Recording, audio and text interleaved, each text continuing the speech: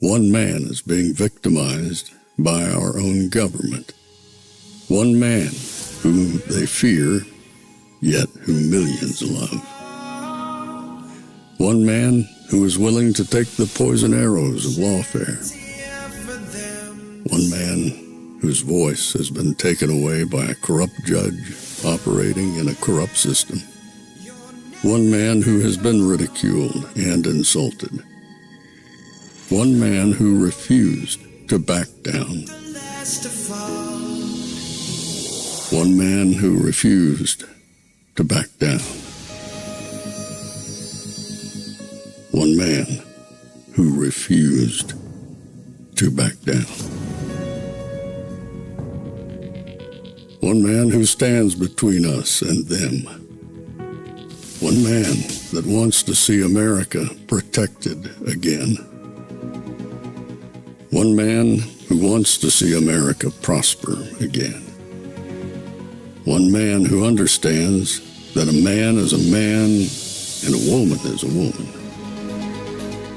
One man who understands and protects the blessing of life. One man who wants to restore American exceptionalism.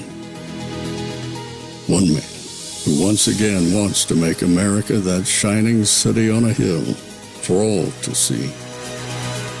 A place where all the people of the world glowingly set their eyes upon. America. One man who unashamedly wants to make America great again.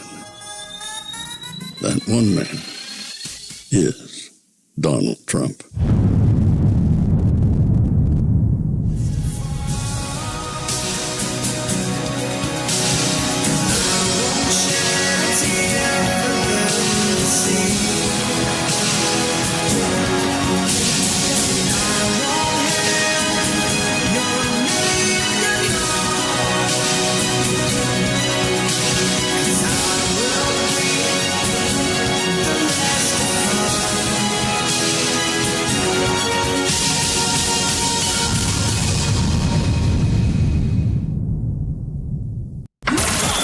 This is Fanfare with Barry Cunningham. Now, obviously, our hearts are heavy right now for the loss of Specialist Sarah Beckstrom. Some of you may have known her, obviously a beautiful human being and a great American willing to serve her country, brutally targeted, ambushed on the street. No words for the sadness we have for her family, and we pray for them. And we're also pray for the Staff Sergeant Andrew Wolf of the Air National Guard, an airman fighting for his life right now. My wife and I had a chance briefly last night to be there, lay hands on him, and pray over him. And I promised his mother one thing, that we would keep praying for him. And so if you would, bow your head and join me in prayer for him. Dear Heavenly Father, we don't understand your ways all the time. Sometimes we are confused by violence we see or things that happen to great people, one of which is Sarah, who we commend you into your arms in heaven right now. And we ask that you be with her family. And then we ask that you be with the family of Andrew Wolf, who right now lays in a hospital bed fighting for his life, Lord God. Be with those doctors and nurses, and may your healing hand be upon him. Perform miracles, which we know you can do. Help him to recover and demonstrate the resolve that he's shown every day of his duty. Watch over him, guard him, pour out your blessings upon him. And again, we don't know why things happen, but your will be done. May we be obedient to it. And then, Lord God, watch over all of these troops in front of me. All of the troops across Washington, D.C. Every single incredible American who dons the cloth, who wears the uniform to defend our nation 24/7 around the world. Lord Jesus Christ, be with them. Protect them. Give them wisdom, give them courage, and be with them in every endeavor that they undertake, Lord God. But most especially, we commend Sarah into your arms, and we ask that you watch over Andrew and all of these troops as they continue to do your job. It is in your holy name we pray. Amen. Well, I wanted to start the show before we got into the festivities. We start there because we have to remember Sarah, and she has now died and moved on. And while the other soldier is recovering or trying to recover, hopefully there won't be 2 murders, but she's passed on. And I think it's a solemn time to understand, because not a whole lot of people are happy. I mean, praying for it. They're not happy that she's going to the Lord, you know. Can't even imagine what her parents feel. Can't imagine what her family, rest of her family feels. The other guys in her troop, other women in the troops, it's awful. And so I just wanted to take a second. Pete Hegseth just said a lovely prayer, and that lovely prayer, nothing more for me to say to it. Just keep her in mind as you're going through this holiday season. What a time for someone to be taken that way. Right as we're getting into the holiday season. Day before Thanksgiving. You just never know. You never know. Make sure everybody in your family and your loved ones all know how you feel, because you may not get that chance. So heavy on the heart. In segueing, it's a hard segue. Today, it's obvious that President Trump was pissed off, probably beyond pissed off. I think anger has come about at this point. I think he knows where we are, what's at stake. And so today, he went scorched earth. Absolute scorched earth. Many of you have obviously seen everything at this point, but I'm going to give you my take on things, try to tell you where I think we are, what may happen. And I'm going to tell you this right now. There's no way he's done. This just happened today, and there was a flurry of activity, and oh boy, I can't wait till tomorrow. I bet you the Sunday shows are going to be lit, because they're freaking out already, but that may be part of the intention. So let's begin looking at exactly what transpired today.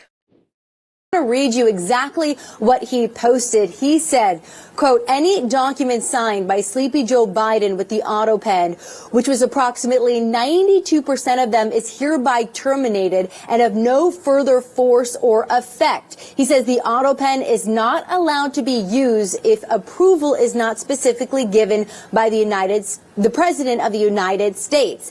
He also says in that post, quote, "I am hereby canceling all executive orders and anything else that was not directly signed by crooked Joe Biden, because the people who operated the auto pen did so illegally." He goes on to say in that post, Joe Biden was not involved in the auto pen process, and if he says he was, he'll be brought up on charges of perjury. He says, "Thank you for your attention to this matter." Of course, this was just posted moments ago to Truth Social. Again, the president, as we know, following him is at the golf course. So, of course, we're hoping to confirm and get any more information about this. Alicia.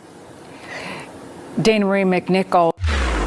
So I wanted to say something about that. So the reporters who follow President Trump, they were following him, and that got posted supposedly while he was on the golf course, which means it was a scheduled post. He or someone on his team posted that and said, "I want this to go off while I'm at the golf course. I don't want to be sitting here dealing with screaming reporters. Let's have this nuke that I'm going to drop go off while I'm out on the golf course, and they can't come bother me." and that, in a sense, in itself is a streak of brilliance. Drop it and get out. Don't let them come running, interrupting you and interrupting your time with your grandkids and your golfing your day off. Let them know this is what's going to happen.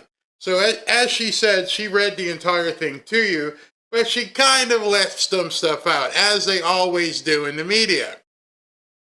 All right, so What she left out for some reason, that they skipped all of this. The radical left lunatics, they don't like to say that what he actually says. Circling Biden around the beautiful resolute desk in the Oval Office took the presidency away from him. And then I am hereby canceling all executive orders and anything else that was not directly signed by crooked Joe Biden because the people who operated the auto pen did so illegally. Somehow she left all that part out about the radical lefties. That's when they cut to the picture of the White House, and so she could jump ahead and not even show you what he actually said. This is a nuke of epic proportions. I'm not a lawyer. I'm not going to profess to be a lawyer, but from the outside looking in, you can see what's about to happen. What's about to happen is they're going to fight like hell. They are going to sue. They're going to go to every district court judge they possibly can to say that you can't do this. As we're getting here into the holiday season and going into January, which would be, as you know, the campaign starts for the midterms, he has now just put a huge topic that won't be walked away from anytime soon as people are campaigning. He is going to make it a campaign item. The Democrats and rhinos can't get away from this. Unless they get a quick injunction, which I don't know how, they haven't done anything yet. So you understand, when you're reading this, you have to see that nothing has actually happened. He has just basically nullified all of the executive orders. What does that mean? Well, until he starts overturning the executive orders and saying, nope, we're not going to do that anymore. Nope, that isn't going to do anymore. Nothing really has happened other than the pronouncement that he's going to vacate them all.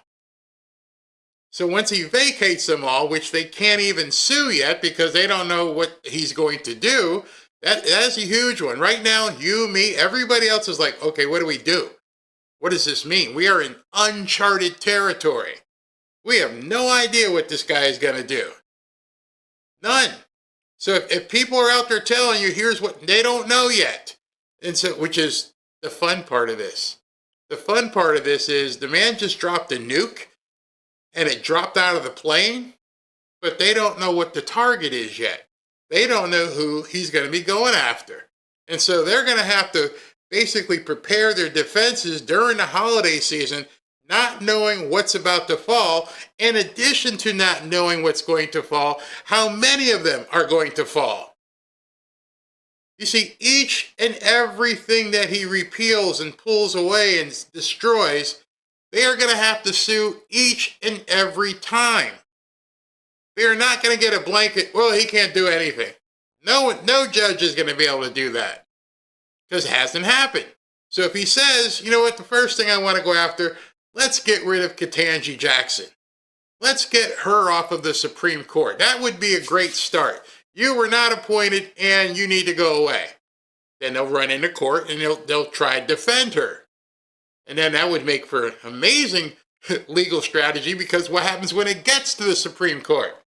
She's going to have to recuse herself. She can't vote on her own case, which means the Democrats go from a 6-3 down to a 6-2.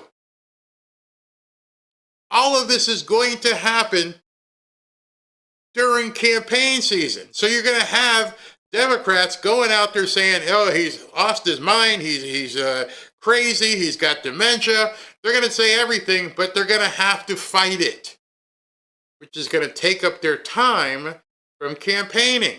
And every single person campaigning is going to get this thrust in their lap. I mean, I don't think they've thought how big this is going to be. Let's continue with the Moabs.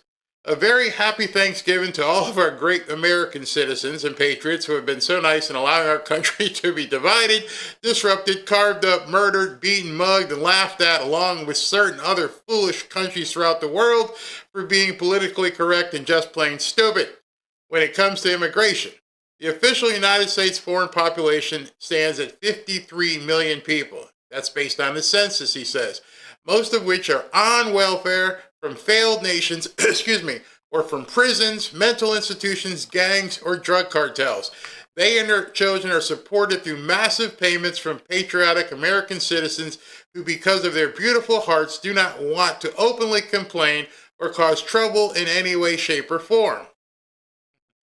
They put up with what has happened to our country, but it's eating them alive to do so. A migrant earning $30,000 with a green card will get roughly $50,000 in yearly benefits for the family.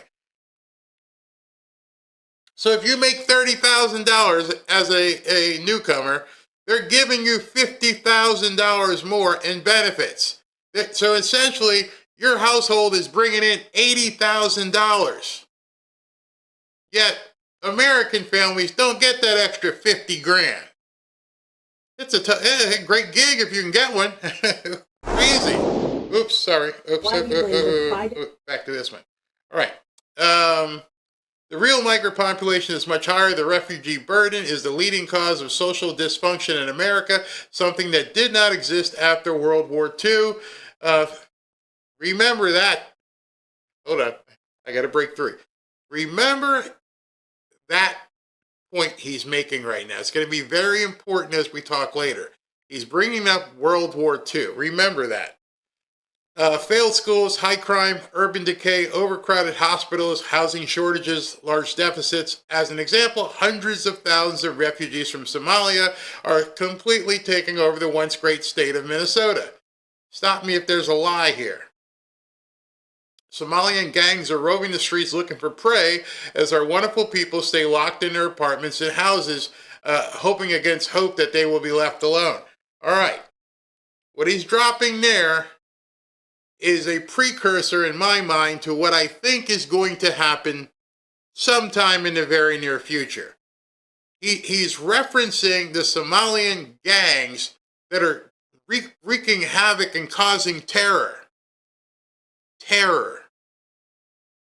These people right now are doing all kinds of things to people in that area of Minnesota, and he's letting everybody know, letting all of us know right now that people are locked in their homes and they are prey, which means that's a very dangerous situation, which means the governor and people locally have not been able to keep Americans safe in that area of Minnesota. Wonder what you could do if you knew that people were being preyed upon and weren't safe. We'll get to that. The seriously retarded governor of Minnesota. Do you realize this entire thing was written, and the thing that bothered the leftards the most was because he uses the word retarded? Now, I don't think I'm getting in trouble for saying it, but let me just say this. This all turns around. The entirety of what you're seeing turns around when we get our language back. They have systematically told us what words we can't use and when we can use them. You can use that word retarded for a number of different things. It doesn't have to be against a person, but you're not even, and one guy texted out today, the R slur. They don't even want you using the word. We have to get our language back. That's first and foremost. All right. Tim Walz does nothing, either through fear, incompetence, or both, while the worst congresswoman in our country, Ilhan Omar, always wrapped in a swaddling hijab, and who probably came into the U.S. illegally, and that you are not allowed to marry your brother. Oh, he put that out there. Does nothing but hatefully complain about our country, its constitution, and how badly she is treated when her place of origin is decadent, backwards, and crime-ridden nation, which is essentially not even a country for lack of government, military, police, and schools. All right. So now he went after Somalia and what's going there. So he continued with this same post. This is where it gets really good. Even as we've progressed technologically, immigration policy has eroded those gains and living conditions for many. I will permanently pause migration from all third world countries to allow the United States system to fully recover, and I will terminate all of the millions of Biden's illegal admissions, including those signed by Sleepy Joe's auto pen, and remove anyone who's not a net asset to the United States or is incapable of loving our country. See, the first thing for coming here is you should assimilate to us. We are not here to assimilate to you. These people, as we've found out, don't even speak the language, and they hate America. As you're giving them $50,000 a year in benefits, they hate you. They hate what this country stands for other than the money that they get.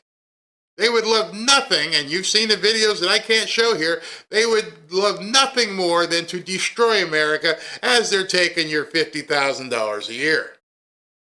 How's that supposed to work? How's that supposed to work? So he's stopping all of it. Let's see. I'm going to end all federal benefits and subsidies to non-citizens of our country, deneutralize newcomers who undermine domestic tranquility, and deport any foreign national who is a public charge, security risk, or non-compatible with Western civilization. Going to stop there.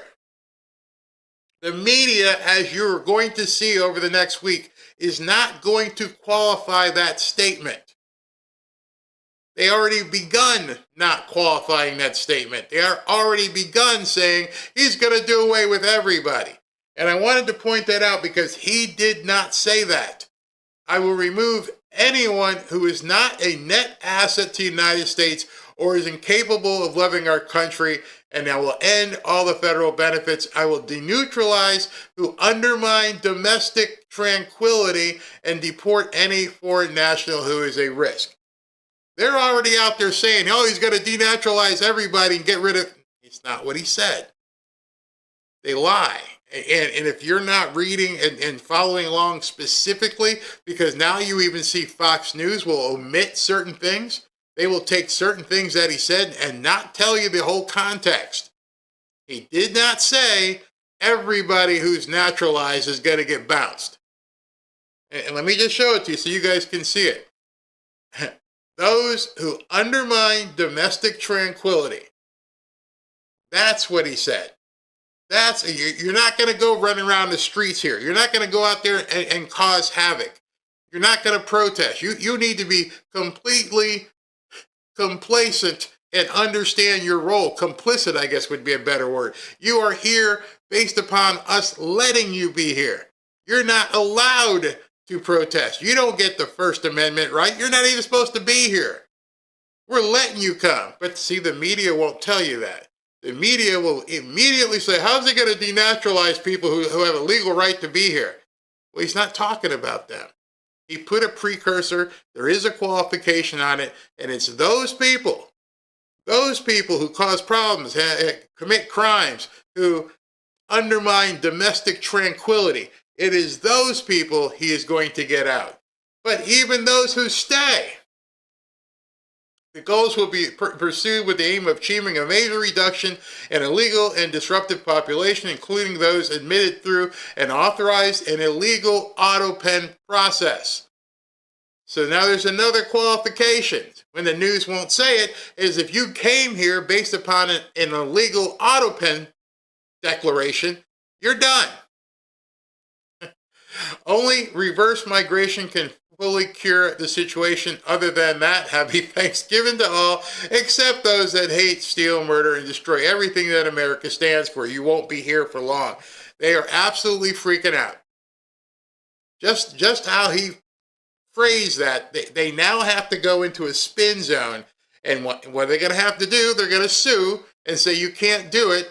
And they're going to have to do it right in the middle of a campaign season for the midterms. He has now taken over the midterms. You will not be able to get away from this because you don't know what's coming. You don't know when, how often it's coming. He could start with Ketanji Jackson. He could start with denaturalization. He could start with massive deportation. You don't know. And you're going to have to take your eye off the ball to somehow try to defend it. This is massive. This is a part of the horrendous airlift from Afghanistan. Hundreds of thousands of people poured into our country, totally unvetted and unchecked. We will fix it, but we'll never forget what crooked Joe Biden and his thugs did to our country. Yeah, I would wonder if they could get in there and do some facial recognition and see who the hell these people are. We are at a situation right now where President Trump is in uncharted waters. And the uncharted waters are there because nobody in the history of our presidency that we know of did what Joe Biden's administration did. They gave the opportunity. I can't even understand how you can defend orders that the President of the United States didn't sign. So what happens should that take place, or when it takes place, because he's absolutely going to do that. We're going to get into that in 90 seconds. Black Friday is here and CB Distillery is going big. Their biggest sale of the year is on right now as well. Everybody's got a sale going on. You can save up to 60% on everything using the code RUMBLE. But hurry, the deal is only around for a few days. Look, if holiday stress has you running on empty, you need to hear about CBD from CB Distillery.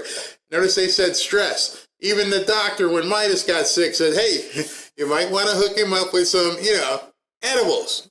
Okay, we'll talk about that. They've got natural, clean solutions for stress, sleep, mood, focus, pretty much everything you need to actually enjoy the holiday season, especially if you're going to be alone. And you get all your holiday shopping done. Give the gift of CBD for better sleep and treat your gym buddy to a pain relief stick for after workouts. And don't forget to grab a little calm for yourself. I mean, I like it, the one that makes you go to sleep. I love that one. And I also like the one for pain myself. This is the perfect time to stock up. Save up to 60%. So both Bearskin and CBD Distillery, 60% off. Just head to cbdistillery.com and use the code RUMBLE. cbdistillery.com and use the code RUMBLE. One more time, cbdistillery.com, use the code RUMBLE. Unfortunately, specific product availability depends on individual state regulations. I bet there's a bunch of live nuts are going to be taking a lot of CBD, if not the full stuff, after what President Trump's going to do. All right, so I want to, because this stuff is so in the weeds, I want to take some comments and see what kind of questions you guys are having. I know what's going to happen from here on out. We are going to get a ton of trolls in here. Every time we do a video, another show from here on out, we're going to get trolls. So, think of the mods right now as you're commenting. Just be careful. All right. My opinion is sure that Obama is behind these auto pens. So, as you mentioned that, there is something going on right now that I have not been able to confirm, and because I can't confirm it, I can't spend a whole lot of time on it. But supposedly, the word is that 20 or 30 people in the Obama-Biden administration have been called into the Department of Justice to testify against Barack Obama. So I don't want to delve into that until I have for sure vetted it and made sure that is actually true. Because if that's true, if they are now turning stool pigeon on Obama and Biden, all hell is going to break loose. Let's see here. All gas, no brakes, POTUS. Yeah, at this point, let's just go with it. Let's see. Block the trolls. Tell the trolls, they get paid, and block their butts. Yeah, he does his best. All four of the mods do that. Enough talk. Okay, I'm glad you said this. Enough talk. Trump has to pull the pin. He just did. See, I was hoping somebody would say that. Enough talk. He has to do something. He just did. And some of you guys may be thinking, as you would have the right to, well, he hasn't done anything yet. He just made these statements. No. I'm going to show you there's a lot going on. There's a strategy behind this. The pin has been pulled. You can pull the pin on a grenade and you still hold it. You still have time once you pull the pin to get rid of it. Well, right now, the pin has definitely been pulled. Now it's a matter who they're tossing it at. Where's it going to go? Where's it going to fall? Don't have any doubt in your mind at this point that the pin has been pulled. Here's why. Everything you're seeing right now, everything you're reading, everything you're hearing, if he wasn't going to do it, would end his presidency. Every single one of you, even me myself, would probably go, yeah, more talk. But people who know. Let me see if I can just give you an idea exactly what I'm talking about. Hold on a second, since you just brought that up. Where is it? Okay. All right, so this is pretty good. I'm looking. Okay, everybody knows how much Marjorie Taylor Greene has been a pain in the butt for President Trump right now. Even she said something. If auto pens are repealed, then prosecute Fauci for crimes against humanity. Okay, so she's applauding this. She understands what could possibly happen right now. And I'm going to go through some of those steps as to what can happen. Also, somebody else who's been quite vocal about President Trump has been General Flynn. This is exactly what I voted for. So what you're seeing, you probably have seen over the last couple hours, you're going to continue to see, is a lot of people coming back. A lot of people going, all right, yeah, I got it now. I see what you're doing. I don't know if some of them were play acting before, but now they're going to come back and they're going to show up and decide what they're going to say in terms of supporting this. Make no mistake, the pin has been pulled. Everybody who knows at this point has actually begun coming out. Let me show you this one. Biden pardoned the January 6th committee. Mark Milley, Fauci, Hunter. Hunter will be fine. Hunter will be fine because that was the one pardon that he actually did sign. Probably Hunter walked it into the office and said, sign this. I'm not waiting for the auto pen thing. Sign this. So Hunter's going to be okay. Maybe. Unless they show up that Biden didn't understand what he was doing. But the rest of these people in this picture, lawyer up. And this is what I was saying in regards to you not knowing where that grenade is going to land and when it's going to land. Because right there in this one picture, you've got 11 people. 11 people in this one picture are probably sitting back and going, oh. Fauci, Milley, Bernie Thompson, Adam Kinzinger, Liz Cheney. I can't see the other woman, those two ladies. Schiff, Jamie Raskin. Right now, all those people are sitting back going, what do we do? You imagine thinking that there's a hit put out on you and you don't know what to do because you just found out there's a hit on you? And you're wondering every time you open the door, every time you go to your car, anytime. You can go out on X and say anything you want. But right now, these people know the Grim Reaper is coming. So a couple things are going to happen. They're going to have to, obviously, if they haven't already, lawyer up. They're going to have to spend a boatload of money. They're going to have to spend this money before they even know when they're targeted, before they get the knock on the door. Right now, if I were them, I would be, well, actually, I would have been doing it for quite some time. I would huddle and go, what's my liability here? And the attorney probably said, oh, you're good. You got pardoned. Well, what happens if this pardon's no good? Oh, then you're screwed. Now we got to defend you. Now we have to make sure that you're no longer going to go to jail. Now imagine you're part of the seditious six and you're like, well, I didn't get pardoned, but no, now you know he's coming after everybody. You thought he was being full of vengeance before? You ain't seen nothing now. I kept telling you guys, this man knows what they will do to him and his family and his businesses. This man knows, obviously, that they took a shot at him. And I kept saying over and over, if you believe that he knows what we know, then you know he's not going to sit back and wait. This is the first actual weapon armament that he's actually fired that is telling you where he's going. Now, here's where it gets really good. In order for him to continue going down this road of what he wants to do, it is going to end up with either some form of the Insurrection Act or martial law. Why is that? Because every single one of these lawsuits, every single one of these overturning executive orders, there will be a district judge that says you can't do that. So if I'm game planning this out and I'm looking at the board here and I'm sitting here with Stephen Miller and he's going to say, you're going to have to pull the plug and go even more further. That's why I think guys like Michael Flynn are sitting back going, yep, we're ready. We're ready. Let me show you some other stuff as we go through here. This is a good one. Trump activated the auto pen apocalypse. Here's what could get deleted, a thread. The robot presidency may be officially over. And if you guys don't follow Mario Nawal, he digs deep on things. Every Biden signature that wasn't his actual hand got nuked today. Now, what's going to happen is people are going to have to go back and just get a list.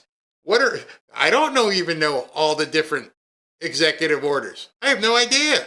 I don't know how many signed. Maybe it's hundreds.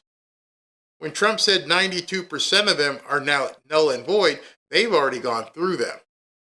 How would you pick 92%? Oh, we've already gone through them. We have spent the time since last January to go through it and over, and we know which ones we're going for. All right, let's go here. Number 1, auto pen purge, 500 billion student loan forgiveness. Gone. Gone. He didn't sign it. Got to go away with it. If the auto pen purge begins, plumbers no longer pay for gender studies degrees, debt transfer. They're going to have to pay their student loans. Number 2, the auto pen purge Paris Climate Accord rejoined, terminated. Trillions in green pork deal, i.e. money laundering. American energy will flow and follow its own path. Number 3, purge Title IX men and women's sports rule. Obliterated. Biological females only. Locker rooms and trophies are saved for biological females. See how deep this is going to go and how many lawsuits they will have to file to combat this? I don't know if they can. We're going to keep going. Number 4, auto purge 100 plus 100 immigration executive orders have just been wiped out. Catch and release, parole pipeline, sanctuary protections, all gone. As of today, they're all null and void. Number 5, federal DEI mandates and equity orders erased, gone. They no longer exist. Merit is back. Forced diversity quotas are now toilet paper. Number 6, the pandemic treaty canceled. American sovereignty is protected. No more global health dictators. Hey, WHO, bye. You mean nothing. You're not getting any more money. And there's more. But just those. So now every single one of those, you can imagine your head, they're going to have to sue.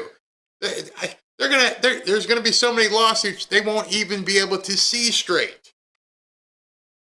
Over and over and over again.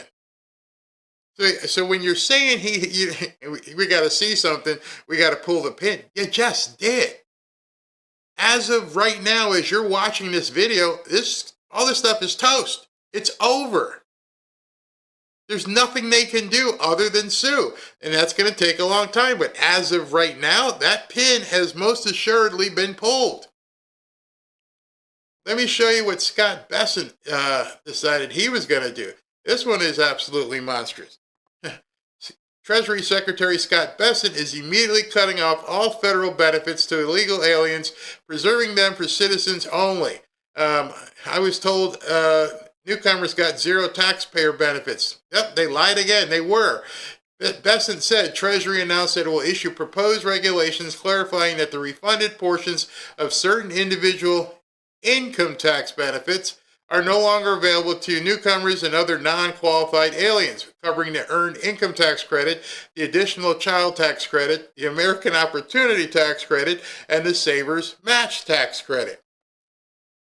You starting to see? This is not just Trump sitting on a golf course pissed off. This is an obviously planned out attack. It just wasn't something he got mad and said, we're going to do that. So now you know all these executive orders are toast. You now know that Scott Bessent is saying that, nope, now you can't get all these benefits anymore. We're not paying you, not SNAP, not nothing. You're done. In addition to that, let me see if I have it here. I'm not sure if I have this one. But one of the other things he just did was he stopped remittances. Barry, what's a remittance? A remittance is when you decide you are going to send money that Americans are giving you back to Honduras and Guatemala and Venezuela. You go to any check cashing store like on a Friday afternoon, and there's a line of people there trying to send money back to another country. Not anymore. They just made that illegal, which is, in essence, going to be yet one more lawsuit. They're just going to have to continue to keep suing. Let me find this one I wanted to show you. What's this one? 1 second. I forgot to have this one ready. This is a big one. This one's huge. In addition to not having any money coming in, no more SNAP benefits or anything like that, where is this one he posted? Here we go. I want to show you this one. Biden let newcomers into our country and provide them benefits paid for by American tax dollars, then turned a blind eye to the consequences which we are now uncovering in safe havens like Minnesota and the state of Washington.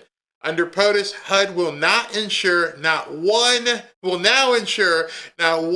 more dollar goes to TPS Somalis in Minnesota or terrorists in Washington. Done. No more residents, no more Section 8, nothing. No more SNAP, no more food, nothing. You understand how immense this Hiroshima-sized bomb that Trump just tossed out there is? When people are going to be saying, well, I'd like to see something happen, it just happened. They are going to have to sue to overturn it. So as that begins to sink in, you should be realizing right now, oh, he did it. It's done. It's not a proposal. It's not something, let's have a meeting and have a cabinet together and let's talk about it. It's done. All that stuff is, as of today, it's over. And if you don't see how big a deal of this is, you're not understanding. He just basically erased the Biden presidency. He has the executive power to do so. So everybody waiting, let me see if it happened. It just happened. Please understand, it just happened. Now they're going to have to sue to reinstate. But have no doubt that what President Trump did today has just changed the political landscape in this country forever.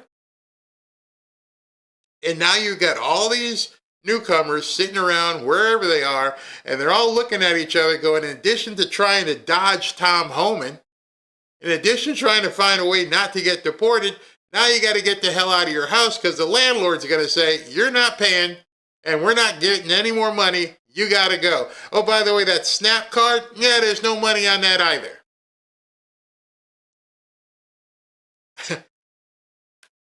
Have a happy Thanksgiving. Now, what are you going to do? Well, the only thing they can do is sue, because when they go to swipe the card, there'll be no money. They will have to get out all the benefits. And I just wanted to spend enough time on that so you guys understood that and how bad that really was, because even this one, going after John Rich, going after Ketanji Brown Jackson, or Jackson Brown, whatever her name is, that could be something else as well. So as of right now, in summary, they're all gone. Everything he just did was not just pulling the pin. He threw a bunch of grenades all over the place. I want to make sure you understand that. Of course, no doubt, they will fight. And of course, there will be some judges who will probably try to overturn it. But, it's happened. This is where we wanted to get to. So what do you got to do? Well, number one, make sure you've got pew-pews. Things are going to get crazy. If these people can't eat, if they got no money, and they don't have any place to live, they're going to, you know what's going to happen.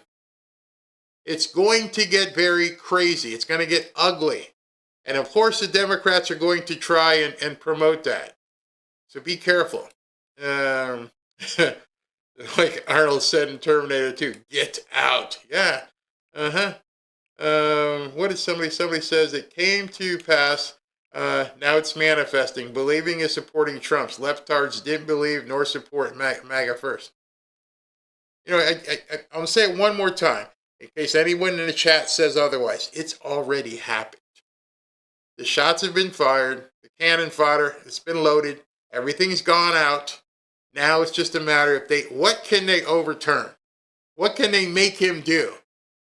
And given that I doubt that they can complain that any of this stuff is an emergency because it doesn't affect Americans, I don't think SCOTUS will turn many of these things over. What are you going to do? Hey, listen, he's got to give money to these people who aren't supposed to be here. Why? Your Honor, they can go home. They're not entitled to be here. But I mean, you know as well as I do sitting here, there will be some district judges that will overturn some of this stuff. Yeah, Minnesota is sweating. All of the Democrat Party right now is sweating. Because doing this in November, prior to the midterm elections, effectively nukes their ability to win. If they don't have the newcomers voting, if they don't, they can't make up the numbers.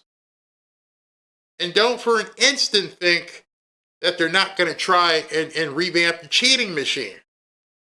Like I'm trying to do right now is to get some background and something under my feet in regards before I bring you this story that Emerald Robinson, I believe her name is, there's some crazy stuff going on with Dominion right now. I mean, absolutely insane stuff. I don't want to cover it yet until I can get to the bottom of it.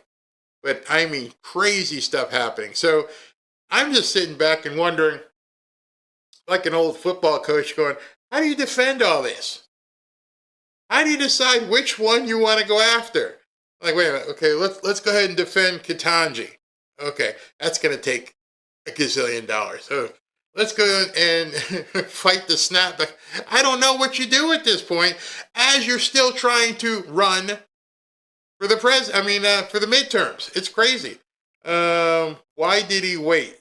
He could have done this a month ago. He seems to wait on public opinion. Nope, I don't think so. I think what happened to the soldiers in Washington, more than likely, here was my opinion. More than likely, I believe he was going to wait until January. As soon as everybody began going to, their campaigns, nuke it then.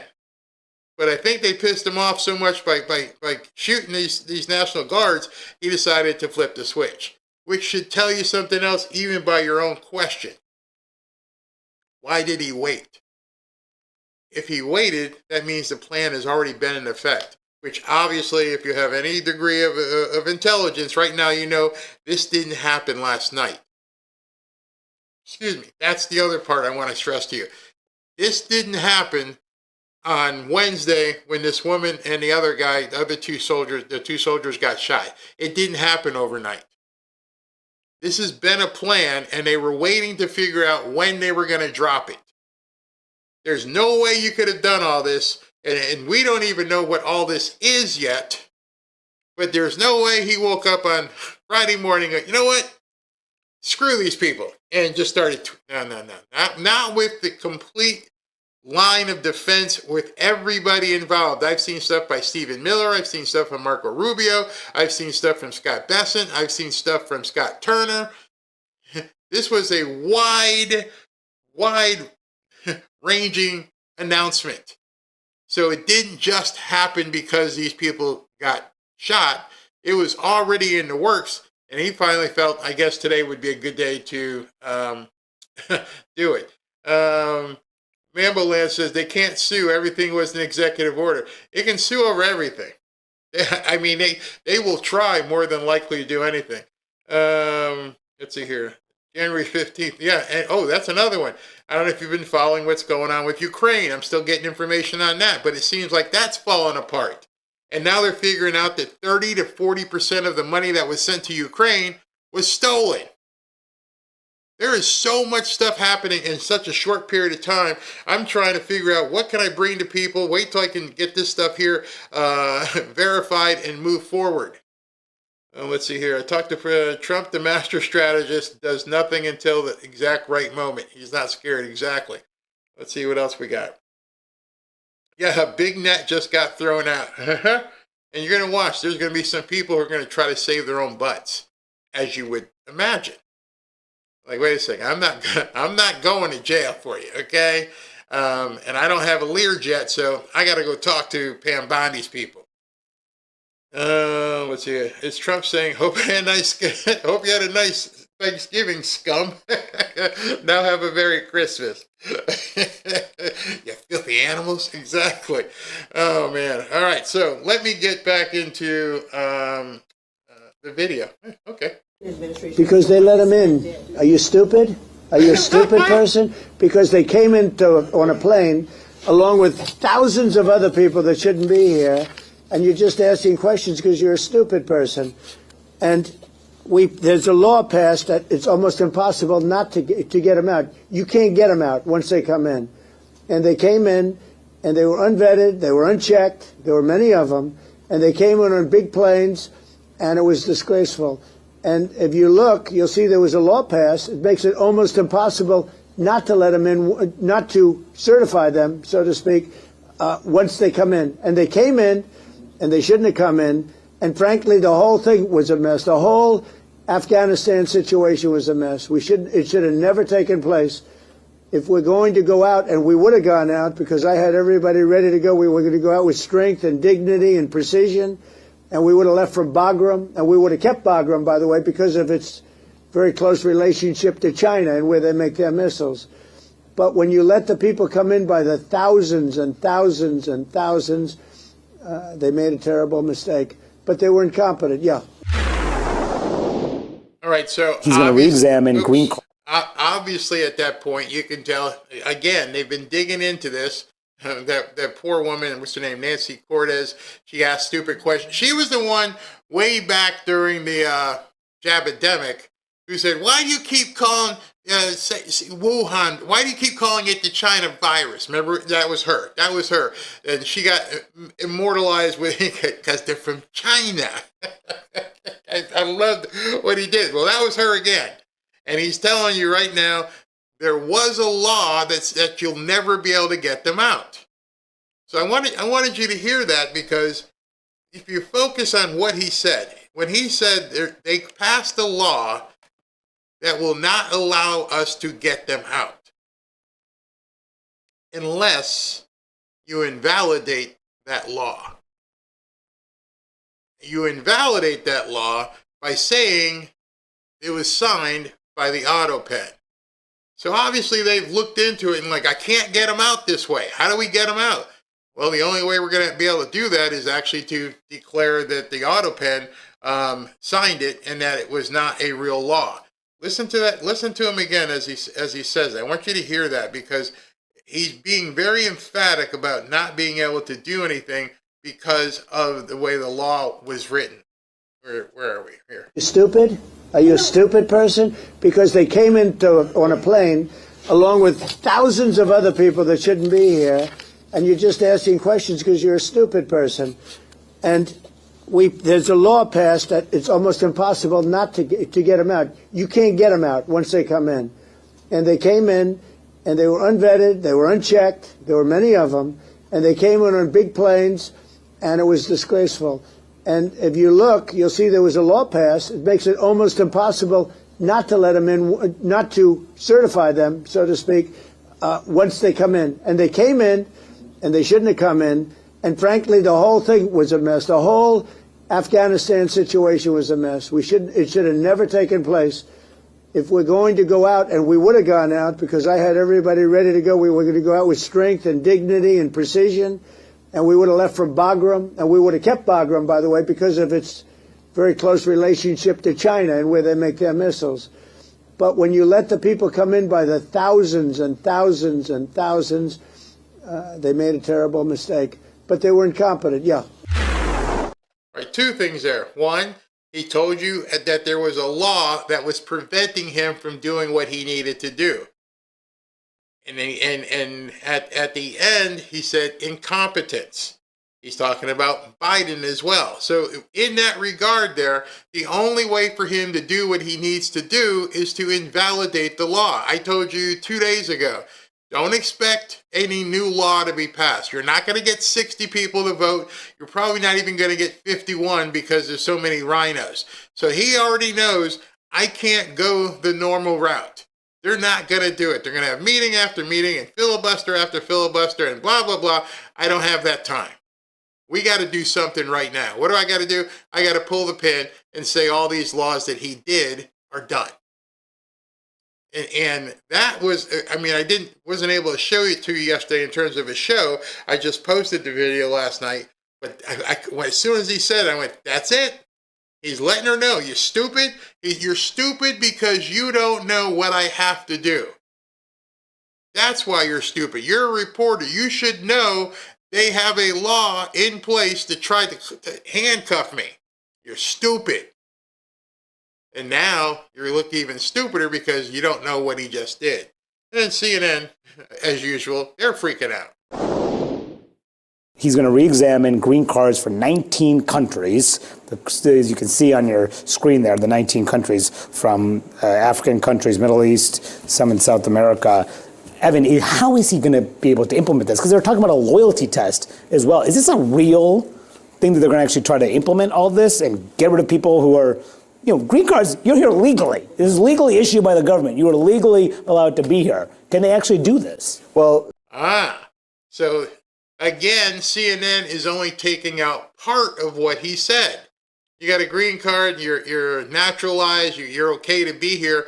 Notice what President Trump said. Just the ones who are not allowing for domestic, I think it was domestic tranquility.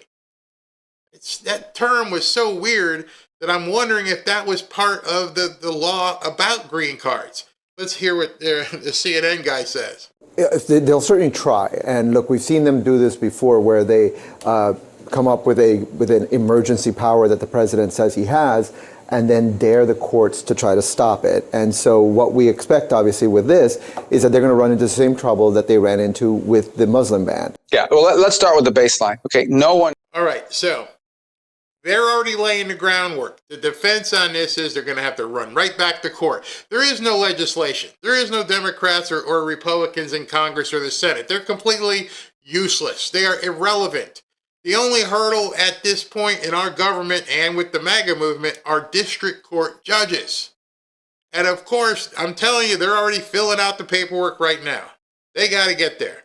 But now listen to the definition and how Marco Rubio explains it. Is entitled to a student visa to enter the United States. No one. It's not a constitutional right. It's not a law. We every day, consular officers on the ground in face-to-face interviews are denying people visas for all kinds of reasons. Because we think you're going to overstay, because we think your family member is a member of a drug ring, whatever it may be. We deny visas every day all over the world. No one's entitled to a visa. Let's start with that. Because I hear some of this reporting out there, like if somehow you're allowed to have a visa unless we can come up with a reason why you shouldn't have one. That's not true. The burden of proof is the other way. Now, all right, so that's huge. He just explained to you the actual part of the law. It doesn't matter. They'll go to court and try to allege otherwise, but you're not entitled. You just don't get one because you want one. We deem you to be able to have one, which means we deem that you no longer have that privilege. You don't have a right. It is always a privilege. Nobody has the right to have a green card or be naturalized. It is a privilege that can be revoked. Now, let's say you go to a window somewhere in the world and say, I want to go to the United States to study at a university. And as part of that interview, it comes out, you think Hamas is actually a good group. We probably would not let you in. I would hope we wouldn't let you in. Okay. But let's say we don't ask you that question and you get into the U.S. on a student visa and all of a sudden it becomes obvious you think Hamas is a good group. well, then we should revoke your visa. In essence, if we would have denied, if we'd learned things about you once you're here that would have caused us to deny you a visa when you were overseas, that's grounds for revocation.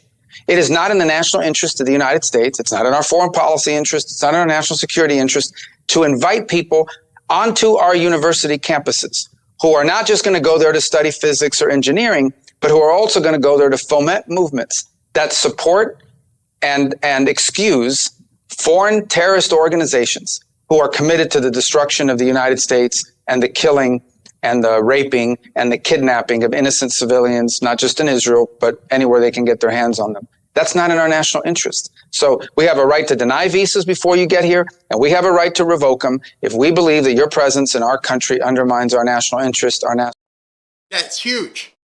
So he's laying what would be called the legal predicate. This is the stance that the Trump administration is putting out there. You don't have a right to this, and we can revoke it at any time. So that'll be the premise of what their argument will be in court, that just because you have one doesn't mean you get to stay. And that's what's freaking the left out right now, because they assume once you have a green card or whatever, you are legal here and you can't be removed, and that's not true. We've been told that's what it was, but every single person with a green card, as Marco Rubio just said, you're here as a privilege, not as a right. And we can pull it away. National security and our foreign policy. And that's what we intend to do. Now, listen, there are other student visas that are being canceled that have nothing to do with us, by the way. And that has to do with someone, for example, who is here on a student visa and has a DUI. And I don't know, that's not us, that's DHS. But I don't know if people realize if you commit a crime while you're in the U.S., that's an automatic grounds for revoking your visa. And that goes back to the whole tranquility thing. So if you've done something and committed a crime, that's grounds for revoking the green card. There are a lot of people right now, maybe even people you know, who realize right now that they may be in trouble. DUI, didn't pay your taxes, all kinds of different things now. You're going to have to be looking over your shoulder. See, no one was coming for you. Nobody wanted to revoke it. Now President Trump's going to do just that. No one was ever doing it. They weren't cross-referencing the system. Now they're starting to do that. So that's the majority of these. But we have identified, I can't tell you the exact number because it's static and it's constantly moving. But when someone is presented to me and it's clear that this person is a supporter of a foreign terrorist organization, we're going to remove them from the country. You're not going to be here. It's just that simple. What a stupid thing. What a ridiculous thing to invite people in your country so they can be part of these movements that are terrorizing fellow students, tearing up campuses, shutting down campuses. We have campuses in America that couldn't even operate for weeks. People couldn't go to class. Are we crazy? Notice what he said. He said pretty much the same thing President Trump said to that reporter. What are you, stupid? Are we stupid? Are we crazy? This isn't how you run a country. We cannot have these people shutting down college campuses. I don't know if you've seen some of the videos from today. It's Black Friday, one of the biggest shopping days of the year, getting ready for Christmas. And they're in stores. They're interfering with retail operations. They are breaking the law. See, I don't know if those people who had decided they were going to protest and go busted into an Apple store now realize, based on what President Trump has said, they've committed a federal crime. They might have thought they were just breaking some local laws. They were protesting. They were in a store.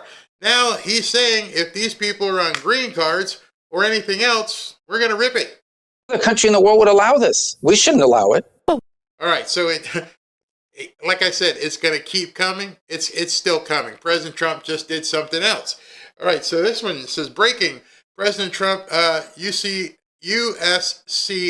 which is United States Citizenship and Immigration Services, just halted all asylum decisions after the attack in D.C.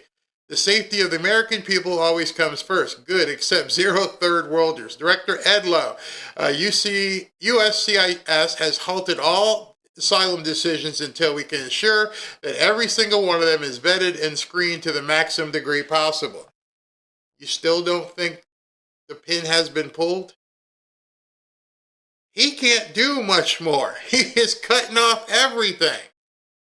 He's telling them, you're not getting in. Your asylum decisions, your toast. We're not giving you any money. We're not giving you any place to live. We're going to revoke green. He already pulled the pin. And so I decided I wanted to go on tonight because I was thinking a lot of people thought the same thing. Oh, it'd be nice if something happens. It just did. And I've been on for over an hour. This happened 41 minutes ago. It's still happening. It's still rolling out. I mean, it's absolutely crazy. They are going to lose it. Absolutely lose it. Let me stop for a second and see what you guys are saying. These people aren't for America. Don't let anyone in anymore. About time. Yeah. I hope you guys get, that is the one big thing I just wanted you guys to get from tonight, because I knew some people would be like, yeah, it'd be great if it happens. It happened.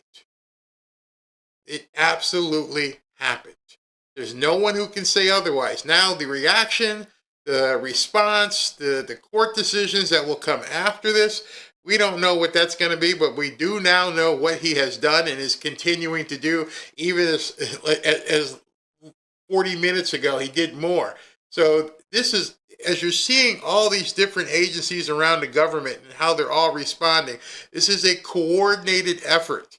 This wasn't just President Trump saying something and posting something on Truth Social. So far, the only one I haven't heard, but maybe it doesn't have anything to do with him, would be, what's his name?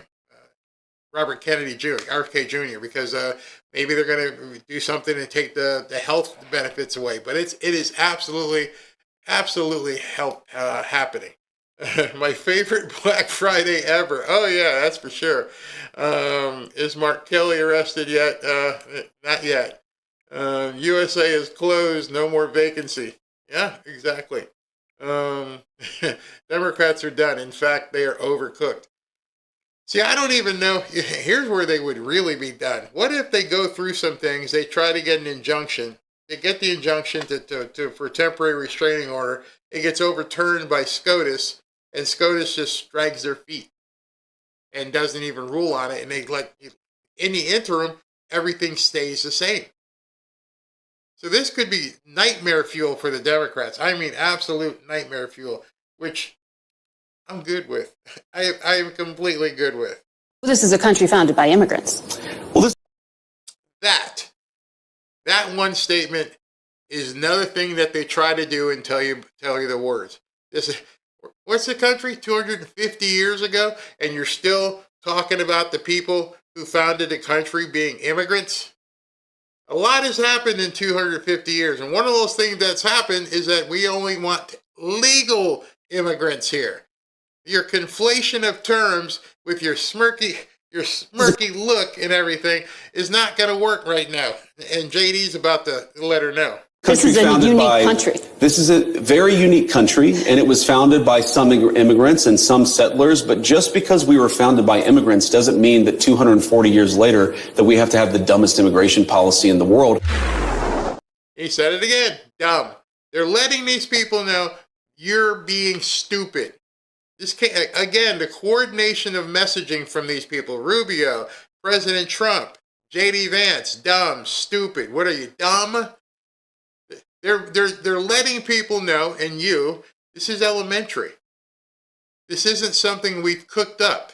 This is elementary stuff that you'd have to be stupid not to understand. These are the basic laws for this country. You just can't let people in. And I always wondered how they were just bringing all these people in from all over the country and letting the border fly wide open. It's basic. It is the number one thing the president and the executive have complete control over. So I don't know how they're going to do anything with this. When was America great?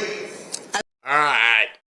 That's my boy here. So remember at the very beginning when President Trump was talking about tax dollars and income tax.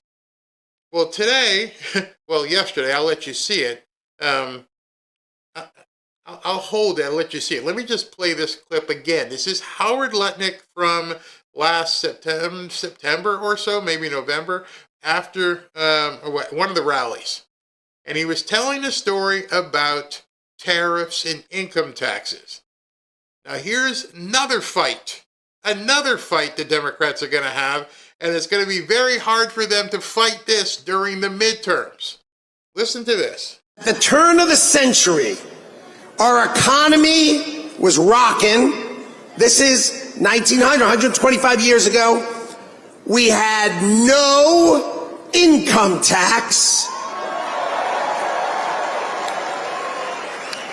And all we had was tariffs. All we had was tariffs. And we had so much money that we had the greatest businessmen of America get together to try to figure out how to spend it. That's who we were then. But then we had World War I and we had World War II. Which President Trump mentioned in that original post. He mentioned the income tax liability for all these people, and he mentioned where we were and how World War II took so much out of people. And I'm thinking to myself, this stuff is so, how they tie the dots and everything here. Remember, this was from over a year ago. Howard Lutnick was saying that, and I've been playing it. And we were so rich, we had tariffs. Because it struck me. As someone who hates paying taxes, that struck me. It caught my eye. Like, wait a minute, is this the game plan? Is the game plan to get us to a point where we're no longer having to pay income taxes? And so now he's going to push this out too now, on top of everything else? Yeah, pin pulled. And we felt we had a duty to rebuild the rest of the world. So here's what we did. We took down our protection.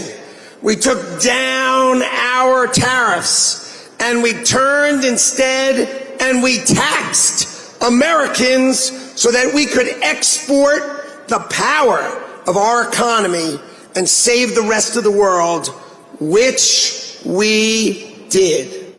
All right, so mission was accomplished.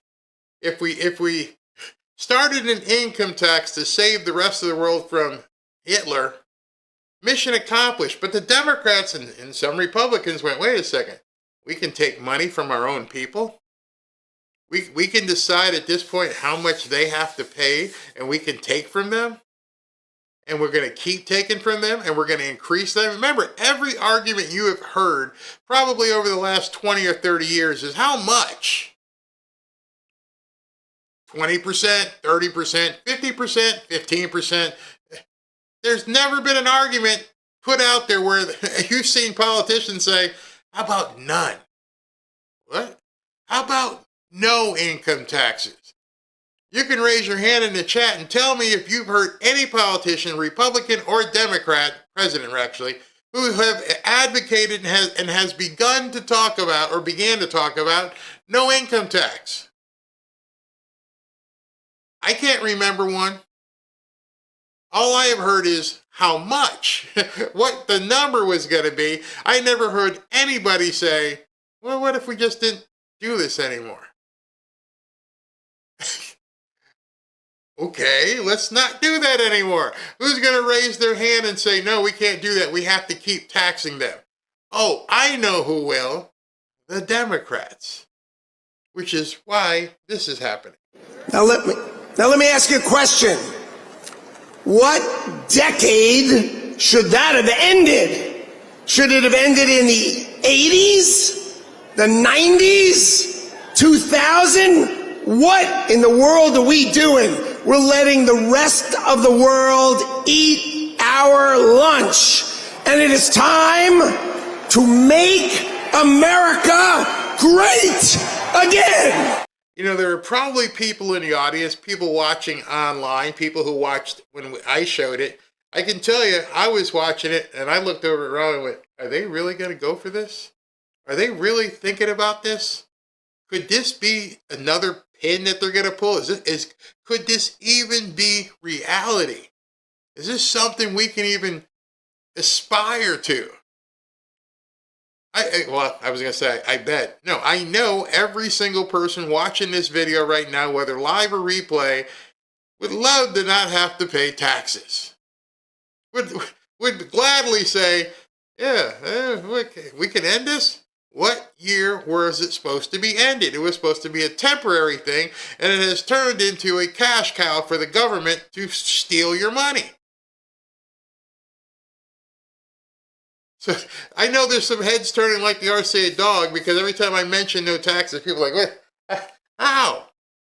Well, obviously, if you know how to use a ledger, if you need this much to pay for stuff, and you're taking in this much, then you can begin to do this. Especially if you stop cutting expenses like USAID and sending money to Ukraine and everything else.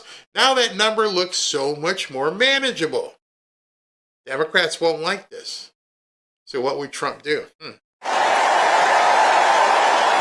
the next couple of years, I think we'll substantially be cutting, and maybe cutting out completely, but we'll be cutting income tax. Could be almost completely cutting it, because the money we're taking in is going to be so large. And yet, other countries who have been ripping us off for many, many years, and many years they've just been ripping us to shreds. So now that was last night. That was last night, as he was talking to the troops, right after he mentioned about the young woman passing. And he dropped that nugget. Over the next couple of years, we're going to do away with taxes. Maybe not at all. So raise your hand the last time you heard another president even mentioning no taxes. So what do you think happens now? Now they are going to have to defend that.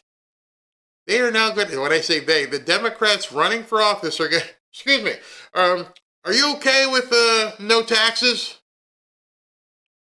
That's a time bomb right there. No, I think you should pay your fair share. But what if we don't need people to pay their fair share? What if, tariffs work? See, at that point, the Democrat Party dies.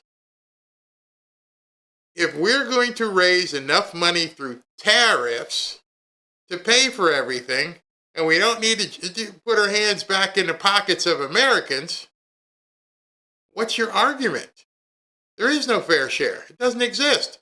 The only reason to pay taxes is to make sure everything's paid for. If everything's paid for, what do you need taxes for? They can't even answer that. Well, no, everyone should pay their... No, you don't... No. We don't need fair share anymore. We don't need anybody's. We don't even need Elon's. We're paying for it all with tariffs. So if everything's getting paid for, why do you still want to keep taking money from American people? Good luck with that one. I don't even know at that point how you even answer that question. Well, that means the reporters would actually have to ask it. You see, just as I said that to you, because the quick response from any Democrat is going to be fair share. And then, of course, it would well, what happens if it's all taken care of? That's impossible. I mean, just think about that. Every single one of these commies are running around saying fair share because they think everybody has to pay for even more. So if we don't have the newcomers, we don't have the war, we don't have this, we don't have that, and we've brought in enough, and it looks like we're going to continue bringing in this money, what do we need income tax for? And there's no answer to it. So the crux of this is that they are now going to have to fight that battle. Out of everything I've told you tonight, there's a whole nother battle you got to talk about. Because now, what do you say? I don't know. If we don't need the money. Where are the roads and bridges? They spent $1.8 trillion in that infrastructure package I told you that my former congressman who I ran against, he championed. It was all supposed to go to roads and bridges. And then we had the Build Back Better, Inflation Reduction Act. We sent a ton of money to roads and bridges. So outside of the normal funding, we put $2 trillion into road and bridge funding. I'm like, where in the frick are the roads and bridges? $2 trillion. As they're now pulling things back. $2 trillion for roads and bridges that don't exist. Where'd the money go? I don't know. You don't think somebody's going to go to jail over this? $2 million? I'm sorry. I can't even get used to it. 2 trillion? Like, what the hell did he do with the money? Because I don't see beautiful infrastructure in this country. You're spending the money, but I think Americans have to demand we get something back for it. I want a new grid. I want new airports. I want new roads. I want this shit to work. But to do that, you have to elect smart people who are not focused on DEI and climate. They're actually focused on providing for the American people. So where'd the money go? Where did $2 trillion go? Well, you're not going to know now because obviously the Biden-Kamala administration didn't want to look into it. So they put together some sort of slush fund somewhere and people just took the money. It can't account for it. It's gone. Tim Burchett also posted, eliminate the federal income tax. Just in a blow to, just let me show you this bigger, in a blow to the experts, President Trump's tariffs brought in a record $33 billion in the month of October alone. And leftists are trying to zero that out, of course, keep the money flowing. $33 billion in 1 month. Where'd the other money go? So if he's bringing in $40 billion a month, and we have this deficit, maybe you don't need income tax. So go ahead and fight that one. Oh, by the way, what happens when you find out how much money they've been stealing? Did money from Minnesota taxpayers earmarked to feed hungry children wind up in the hands of a Somali terrorist group? The allegations center around a massive welfare fraud case being brought in Minnesota. A 78th defendant was charged just today. And now reports are coming out that some of the stolen money may have wound up in the hands of Al-Shabaab, a Somali-based terror group. In response, President Trump says he intends to end deportation protections for about 700 Somali nationals in Minnesota, calling Minnesota a, quote, hub for Somali gang networks, though he's provided no evidence for that. So what are the facts on the ground? Investigative correspondent Rich McHugh is at the federal courthouse in Minneapolis, Minnesota for us tonight. Rich, what are you learning? Hi, Elizabeth. Well, we're at the federal courthouse where that 78th indictment came down just a few hours ago. All of it tied to Feeding Our Future. That's the corrupt nonprofit at the center of all of this fraud.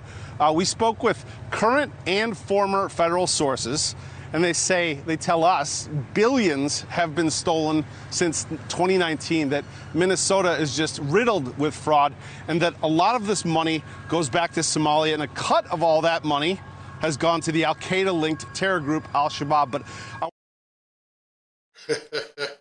I know some of you are like, what?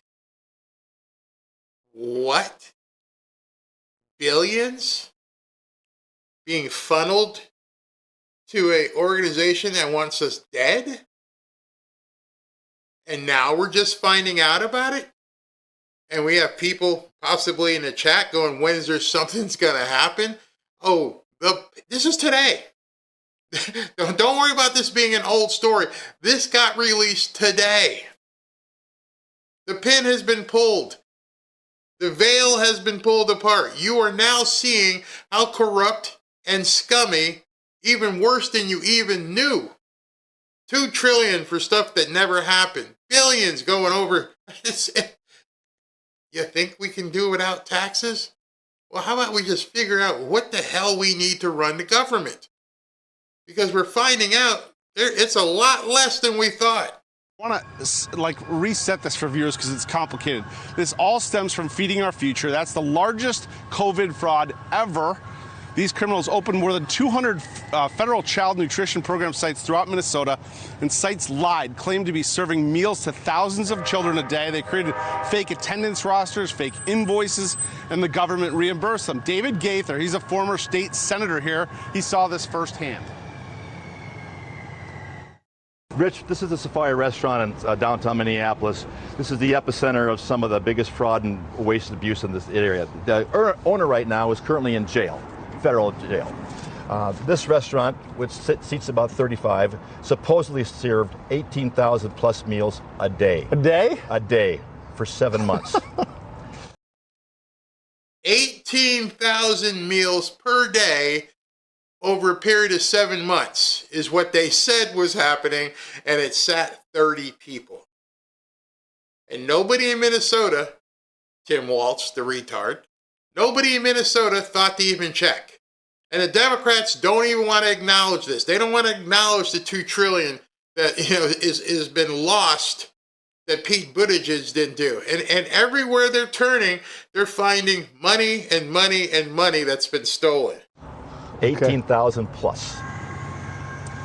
Now, Minnesota Rep. Ilhan Omar, she was a fixture at this restaurant, the Safari, during her run for office. I think we have a photo of her at the restaurant with her supporters in 2018. Feeding Our Future, that's that corrupt nonprofit. It was the epicenter of it, but others spawned from it. There were home relocation services, child autism. They were bilking $399 million in services fraud in 2023 alone. To date, 86 people have been indicted and counting. Federal authorities tell News Nation 79 of them are of Somali descent.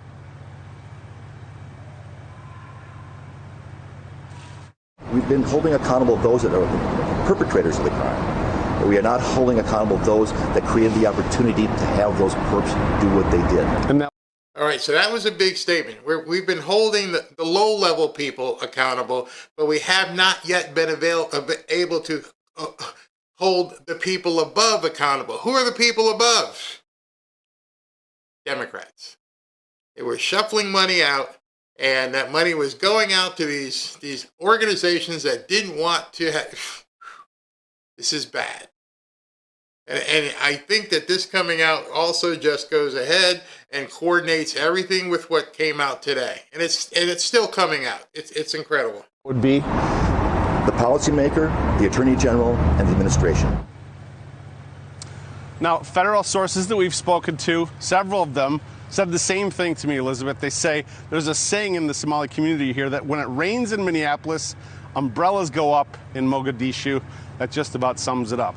Back to you. Wow, almost 100 people charged in this scheme so far. Rich McHugh reporting in Minneapolis. Thanks so much.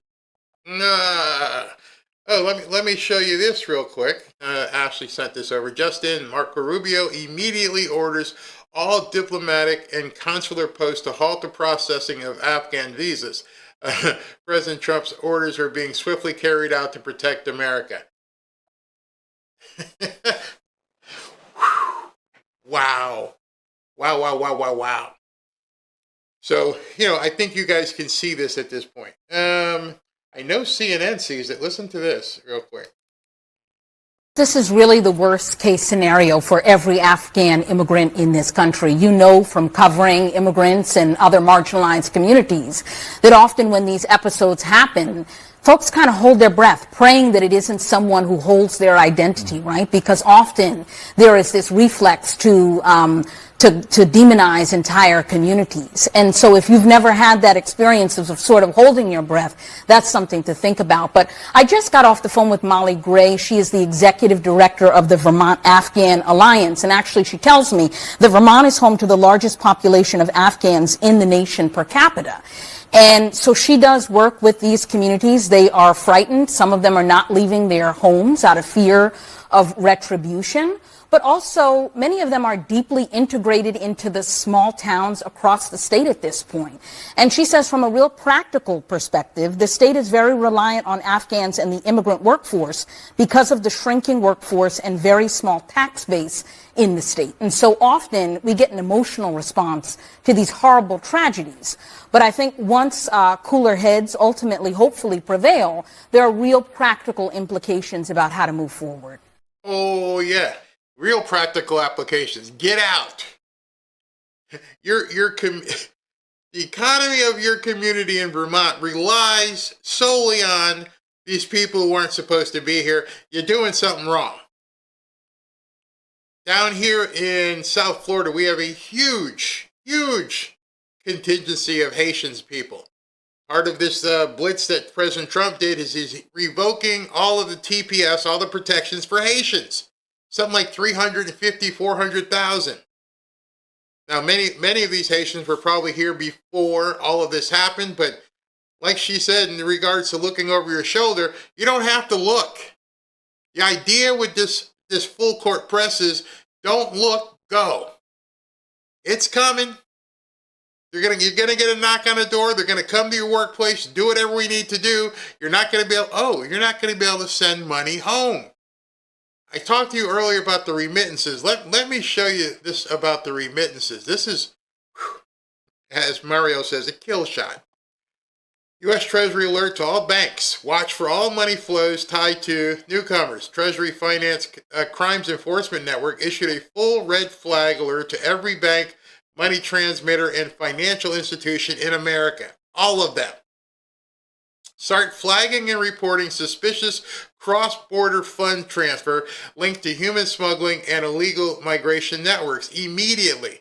As Mario says, this is the financial kill shot the border hawks have been begging for. Every single one of us who have been watching the border, who have ever driven past a check cashing store, knows that this is it. Them stealing your money, stealing the jobs, taking that money and sending it to another country. Now that can't happen. Because also we know that some of that money that was been remitted to other countries wasn't going to families. There's no way for you to know if $1,000 got sent to some check cashing store in Tijuana that someone was picking it up from a relative. There is no way you know who's picking up that money when it hits someplace in who knows what country. And then you have no idea where it's coming back to. You see, as I read this, maybe some of you guys already said it too, is that you don't announce anything until you got everything in place. So as you're seeing this, since you now know that they just said immediately stop remittances, means they've already been looking at the remittances, which means how many people in Congress or around the country have been getting kickbacks and money sent back from these countries.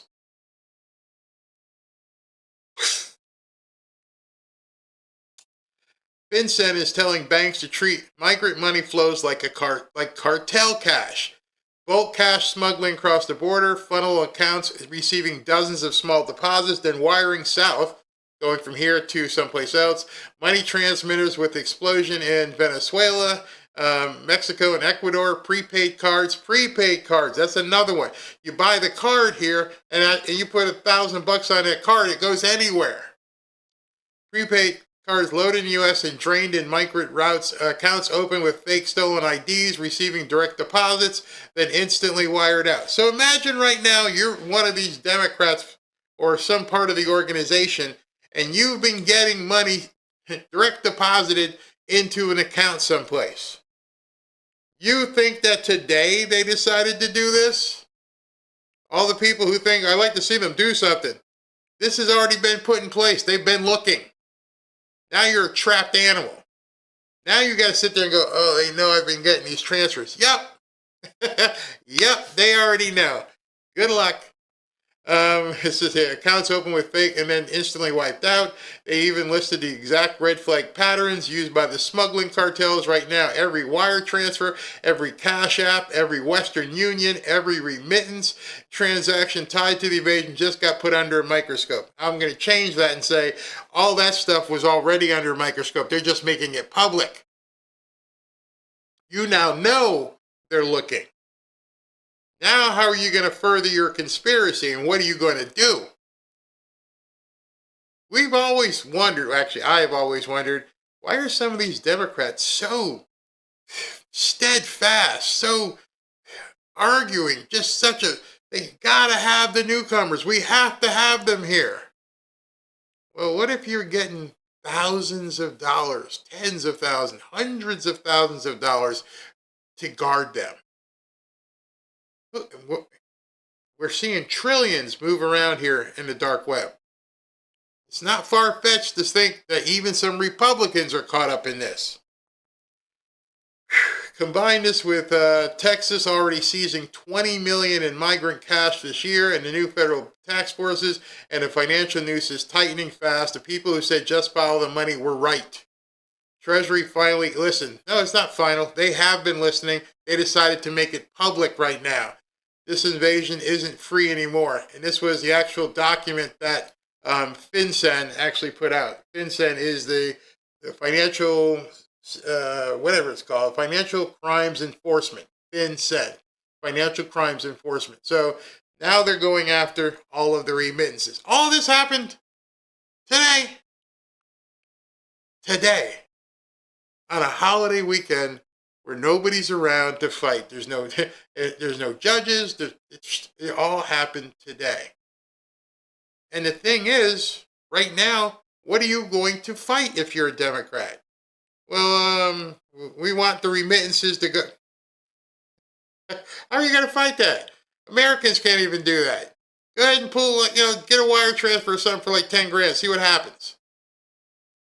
This is going to get good. I can't even imagine the amount of rats that are running right now trying to figure out what the hell do we do. I like this one. This was pretty good.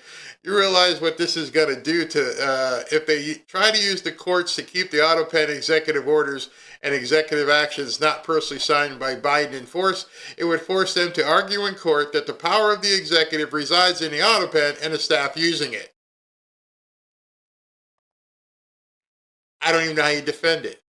So it doesn't matter if the machine signs it or the president. That's your defense? That's what you're going to try and perpetrate? Hey, listen, it doesn't really matter. Whether it was Joe or the machine, it doesn't really matter. No, I think the law specifically says by his hand. Whew. This is some good stuff. I had to come on tonight because I'm like, I hope everybody is seeing all this because it's absolutely crazy. What else do I have? We're gonna go there in a second. All right, so let me tell you very quickly about Patriot Addict, one of our big sponsors here. And where is it? It's right here. All right. Those of you guys know that the Patriot Addict has been a sponsor for this show for quite some time. They're coming out with a special. Well, actually, it's an extended special for what they've been doing for you guys for months right now. They're going to give you the Trump signature knife. And I said give. They're going to give you the Trump signature knife. It's a great knife, just like the red knife I have here. But it's also, the same thing, same sort of knife that this one is. Let me make sure you can see it so it doesn't disappear. Yeah, right there. Same knife, but it's a Trump signature knife. You can get that knife. Everyone here in the Fanfare family, here's a good Christmas gift. Normally, it's $69 or $70, but you can get it for free by just paying the shipping. If you pay the shipping, it won't cost you anything. Nothing. Just go ahead and go to berryknife.com, 100% off. Just go ahead and put, once you get to that website, put your information, you can get it for free. Shipping, I think, is anywhere between $12 and $15. Might be a little bit more here during the holidays, but it's a great knife. Many people in the Fanfare family have received it. I use mine for everything. Robin just went fishing. She used hers on the boat. It's a great knife. Very, very sharp. It's very, very sharp. So you can use it and keep it as a collector's item, or you can actually use it. It's completely functional. It's extremely sharp, so be very careful. It's got the window breaker, and it's got a seatbelt cutter in case you want to use it in that regard. But go ahead, go to berryknife.com and get yours for free. Just pay the shipping. That's all you got to do. Hey everybody, Barry has a couple things to let you know about. Fanfare is giving away a free fishing trip. We're going to fly you and a guest down to South Florida for a 3-day, 2-night getaway. You'll go on a deep-sea fishing trip with Robin. And Barry and Robin will take you and your guest out to dinner. To enter to win, go to fanfareshop.org/fishing. It's easy and it's free to enter.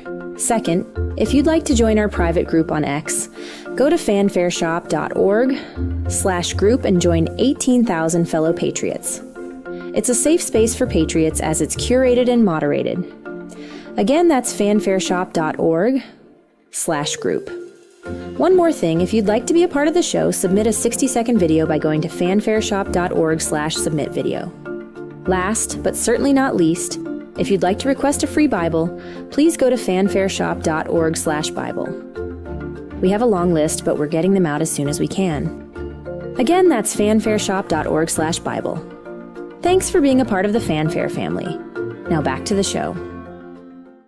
Welcome back to Fanfare with Barry Cunningham. All right, so let me take a few comments here. If you're not watching the show on a big screen, you need to be. Thank you. Oh, yeah, I forgot about that, SV. If you want a free Bible, oh, and I got two things about that. Free Bible is fanfareshop.org/Bible.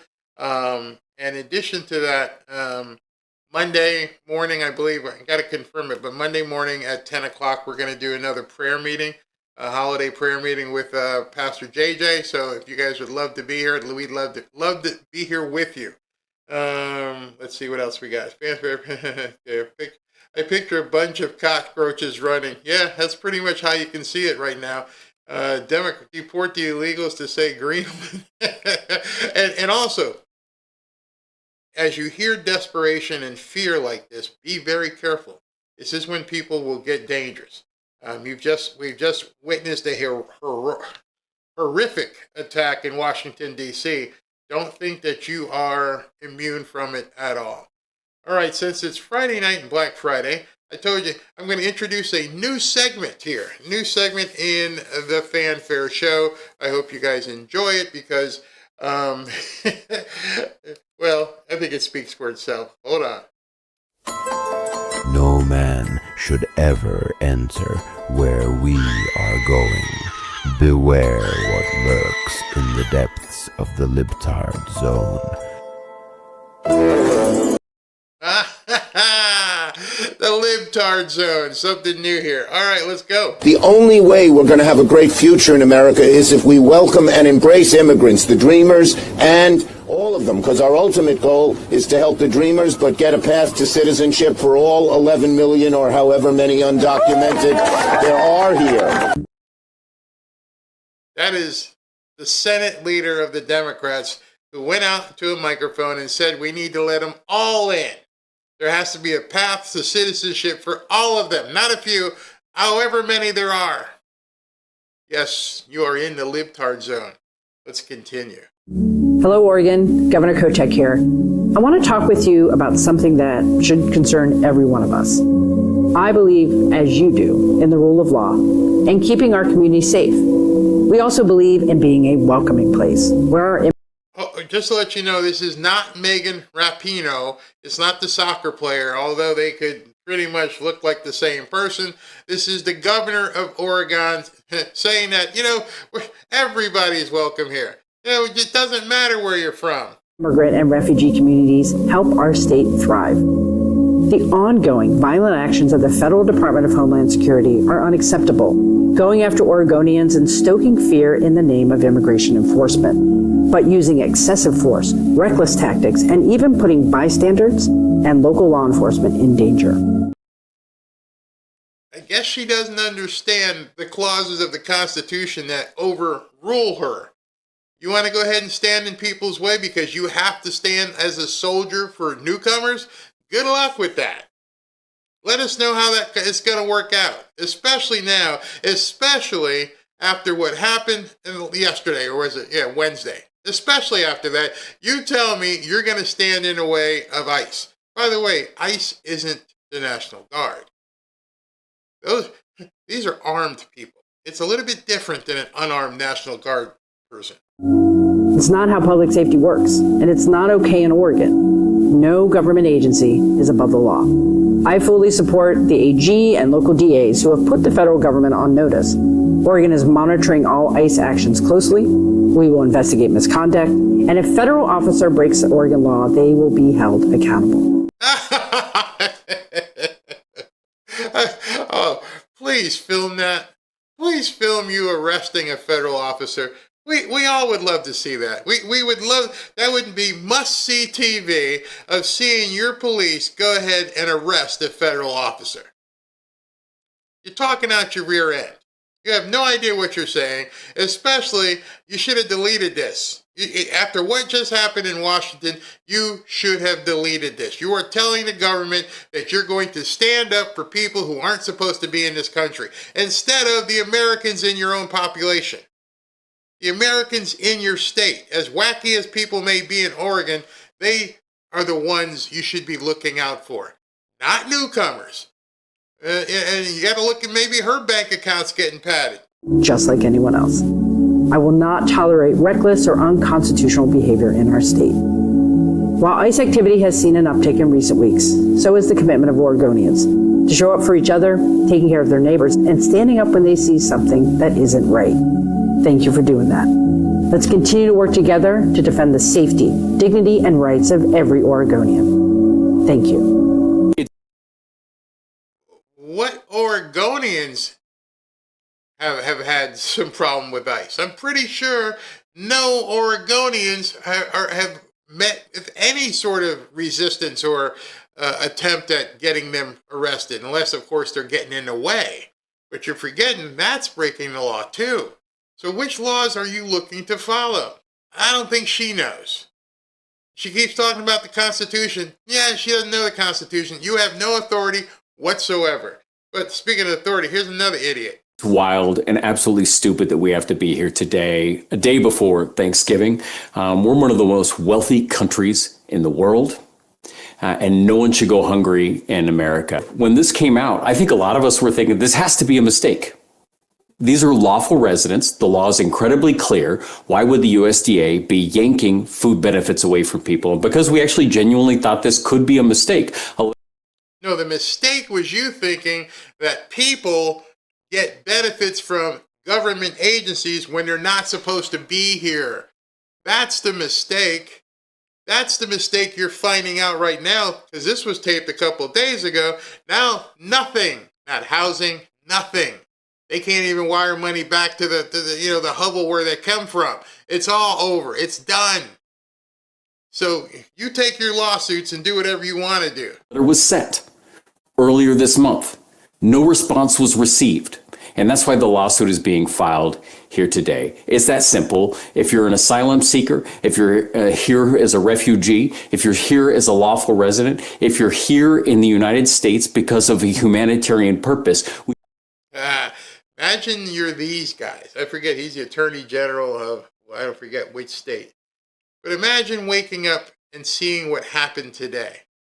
And you were just making this video and articulating all these things. You know, these people need this, they need food. They got nothing now.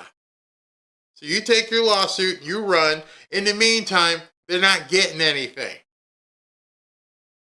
Imagine people like this who are pleading in videos to support newcomers.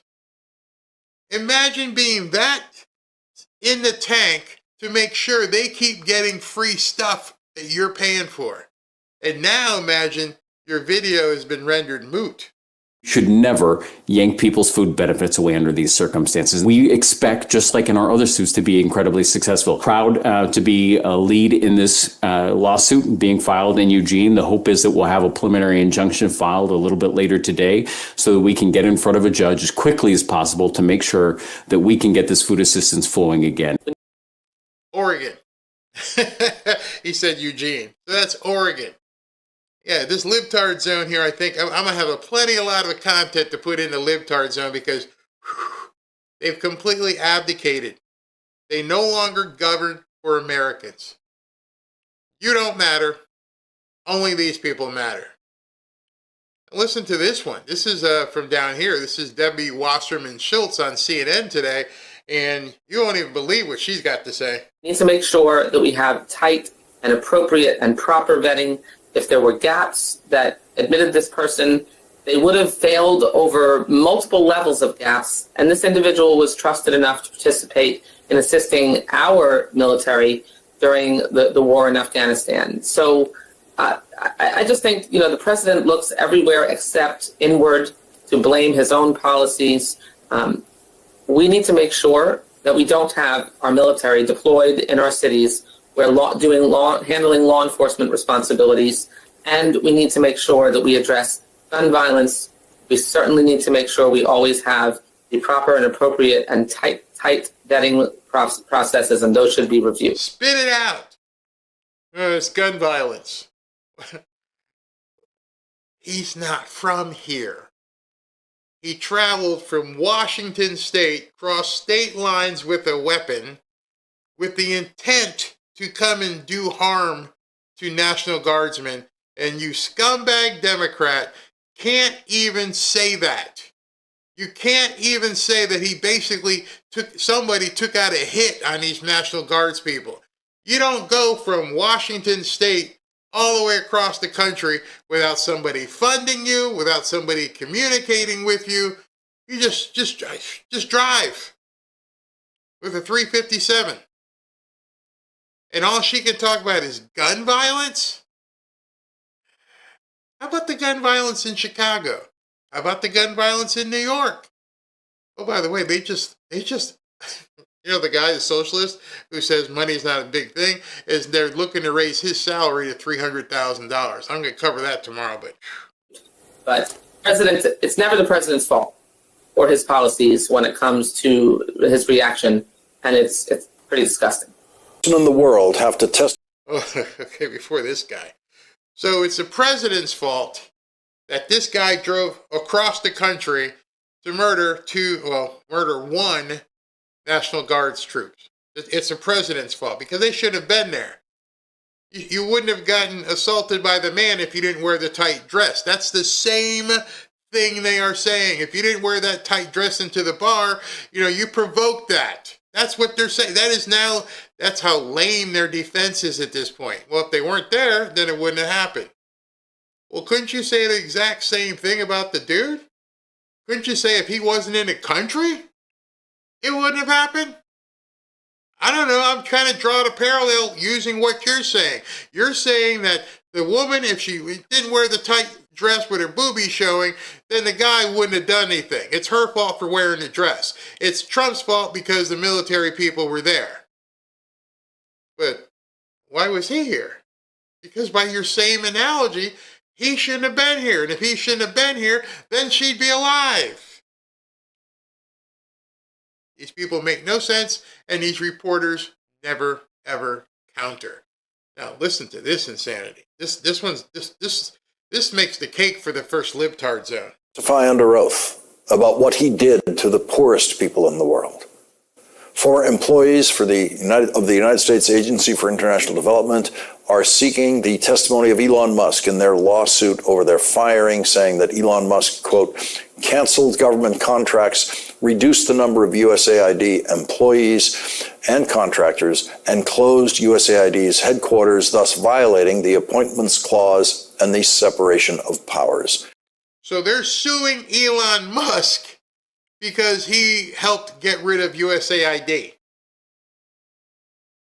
They are so drooling for money that now it's like it's been cut off and we need to sue Elon Musk. But here's really why it's so important for them to sue and get that aid money back again. Because, as they only can say it.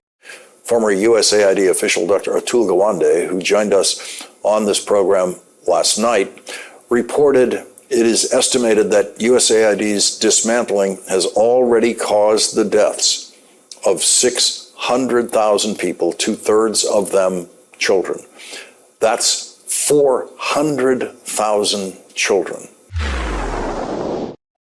So Trump, somehow there's a disease that Trump has put out there that has caused this imaginary 600,000 people to die.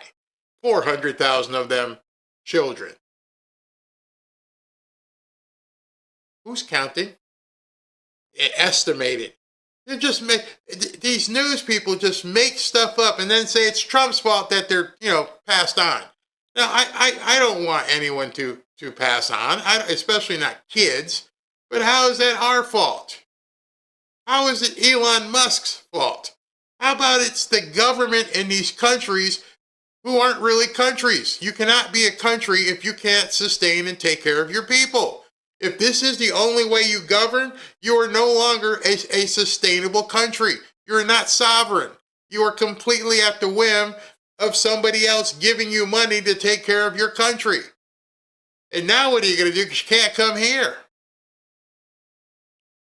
And the media has no problem saying that. I'm watching it and going, sorry, not sorry anymore. I don't know who the hell you're talking about. All I know is you were stealing gazillions from the American people and telling us those sob stories. Absolute sob stories. Screw them. I'm sorry.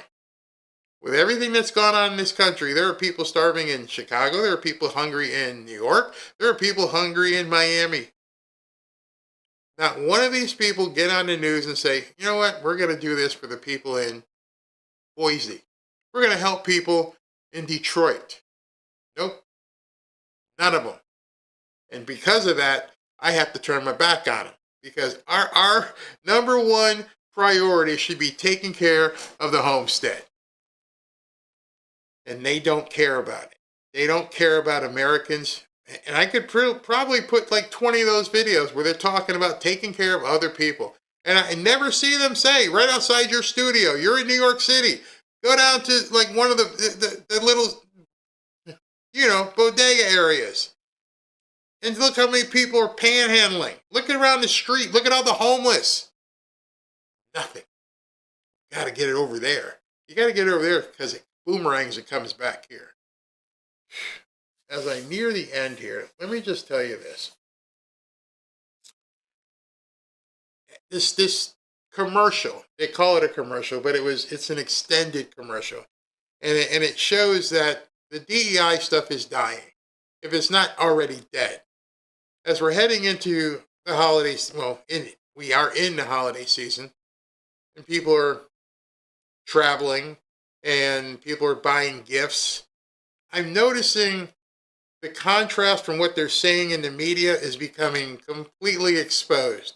Excuse me. They're talking about how poor people are, how people have any money. And I'm looking at the malls. Are so many of you. I've heard so many emails. I've gotten so many DMs from people who were concerned that nothing was happening. And I kept telling everybody, you know me, I didn't waver once at all. I kept saying, give him time. And the thing that made me continue to give him time was because I know, as we all do, what he went through. We all know that he got shot. We all know that there was another guy in the bushes trying to take him out. Those are the only ones that we know publicly. We don't even know what's happened behind the scenes. In addition to that, we know that he was drug across the country, had been sued in mugshots, and Fannie Willis is now probably going to be looking for employment because they tossed her stuff out. He knows if he doesn't get this right, he, his family, his businesses, his property, he's done. And that was the one thing that always kept me going, yeah, just wait. We know, he knows. And today, I don't know if it was supposed to be today, but he went ballistic. And changed that up too. So I got the new libtard zone and a new after party as well. All right, so let me do super chats. Thank you for indulging me.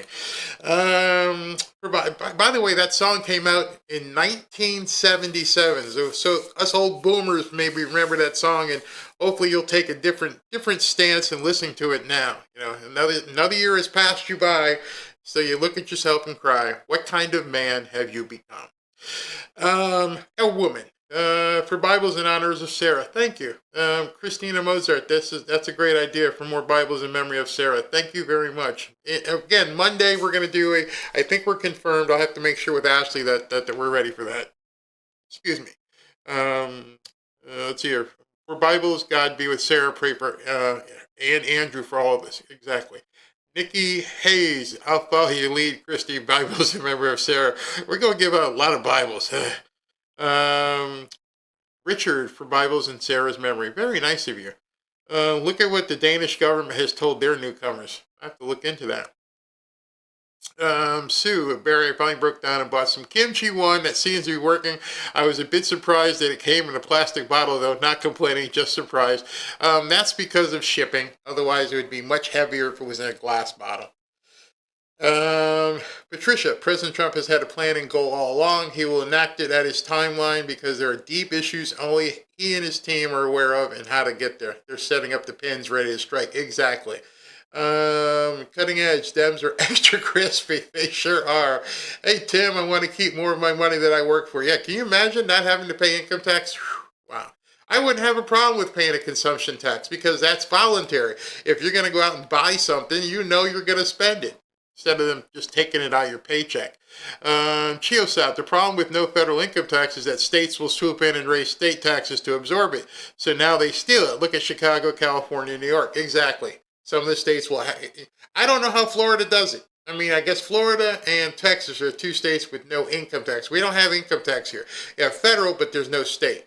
I guess between tourism tax and sales tax is how they do it. Tim Curry, Texas taxes have enabled fraud to run rampant unchecked. Yeah, he gave her money to these people in government. G. Fisher, MTG was worth 700 entering Congress 4 years ago. Now 25 million. Issue is complete fraud the whole effing time. G. Fisher, the reason Iran got $6 billion from Biden is because Iranian board Valerie Jarrett was one of the 8 running our country into the ground. All 8 of them should do time. Would love to know how much that money got kicked back to. Tania, Barry, that lady on the boat looks like Melania. I don't think Melania's got any tattoos. Chiosab, Dems still have our tax money coming in from somewhere. They knew they used it to pay nuts to protect them. Gotta shut it down. Luisia, I tried to sign up for the silver and fishing trip, but got spam blocked. I follow it every day and on X. That means somebody has reported your email. But go ahead and get to the mods your information and we'll get you signed up. That reminds me, I got to give away silver tomorrow. James Hammond, there will be a massive reverse migration. Yeah, if they can't get any money, they can't get any food, and can't get any housing, yeah, they're probably going to leave. Mary One, Barry, they weren't. Where'd that go? Oops, excuse me. Where did that go? They weren't concerned about the 600,000 Christians killed in Nigeria. In fact, that was something I didn't even get to cover. President Trump lambasted the G20 in South Africa because what they've been doing to the white farmers over there. And not a peep from the Democrats. G-Mark, thank you, Barry. Will these newcomers be offered 1,000? Yeah, they'll still. That's still on the table. Take the 1,000 and get out. Yeah, let it go. Do you know if the 40 million a week to the Taliban is going to be stopped? I'm pretty sure it will be, if it hasn't already. Fume Drummer, I like Debbie Wasserman Schultz better when she was the lead singer for Twisted Sister. Very Liz Ranker, very amazing man, husband, father, grandfather, and friend. Thank you very much. Neil, how you doing, brother? For Bibles, awesome show. So glad President Trump is doing the deed. Love it. It's time for America. God bless you and team. Thank you. Patrick, to be honest, Barry, listening to you throughout the years really changed me in my way of looking. Been sober for 2 years and 6 months yesterday. Oh, that you got to get that. Bless you, bless you, bless you. Lisa, thank you, Barry, for inspiring me and the Fanfare family to dream and achieve our dreams. Absolutely, thank you. Tania, Barry, we love you. Are the best. Thank you very much, Tania. Why does this thing keep jumping? What's this? Just a Girl says nothing can stop what's coming. Yep, that's been said, and it's obvious at this point. Let them see how they're going to react now. I love the first thing that they are on complete on their heels on defense.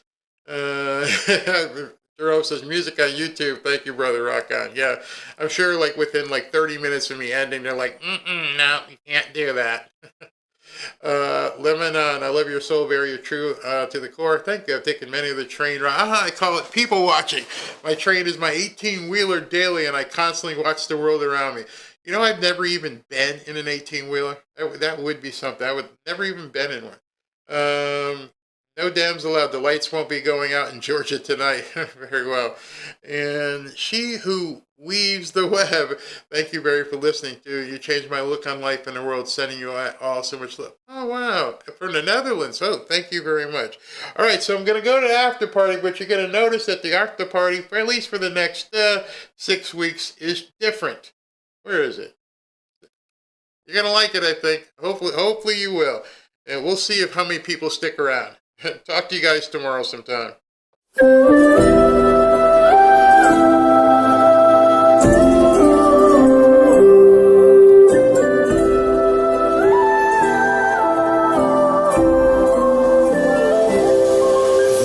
First Noel, the angels did say, was to certain poor shepherds in fields as they lay, in a fields where they lay, keeping their sheep on a cold winter's night that was so deep. Noel, Noel, Noel, Noel, born is the King of Israel.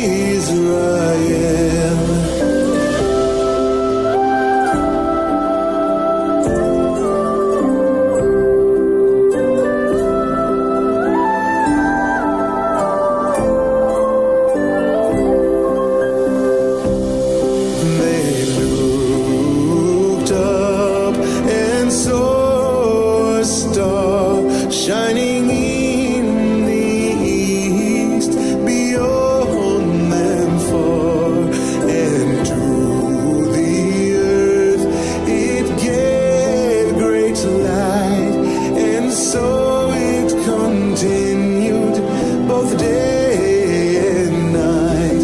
Noel, Noel, Noel, Noel, born is the King of Israel.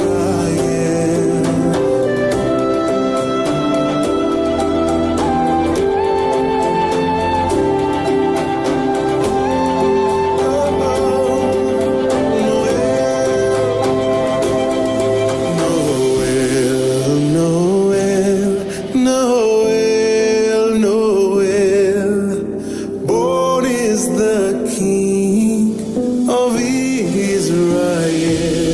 Noel, Noel, Noel, Noel, born is the King of Israel.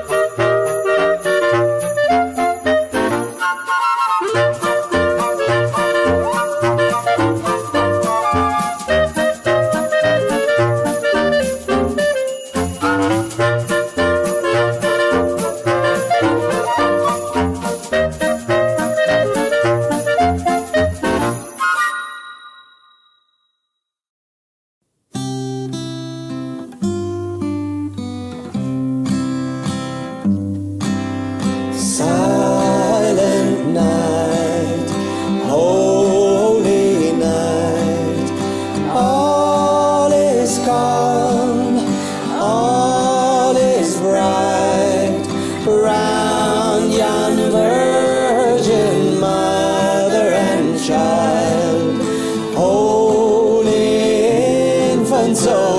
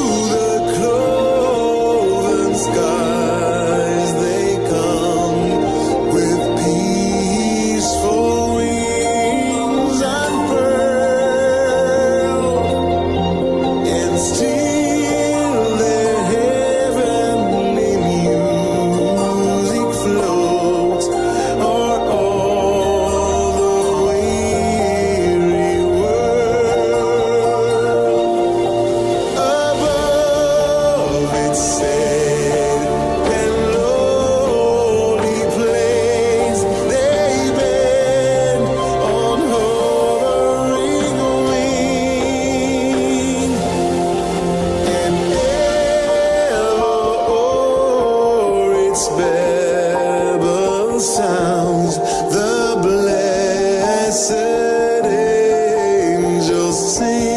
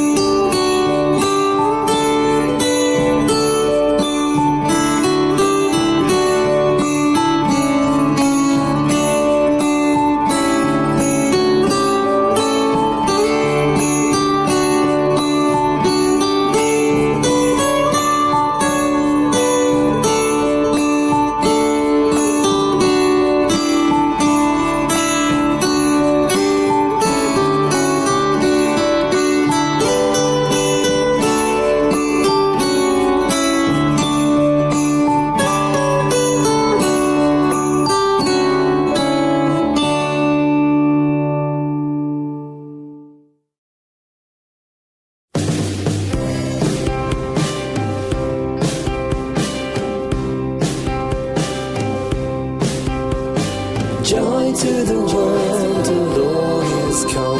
Let earth receive her King. Let every heart prepare him room. And heaven and nature sing, and heaven and nature sing, and heaven and nature sing.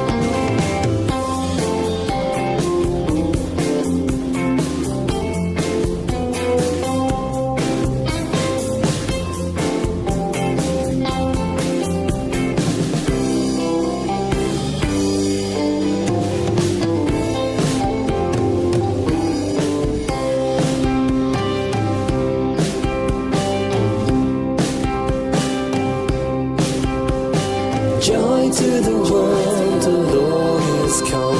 Let earth receive her King. Let every heart prepare him room. And heaven and nature sing, and heaven and nature sing, and heaven and nature sing.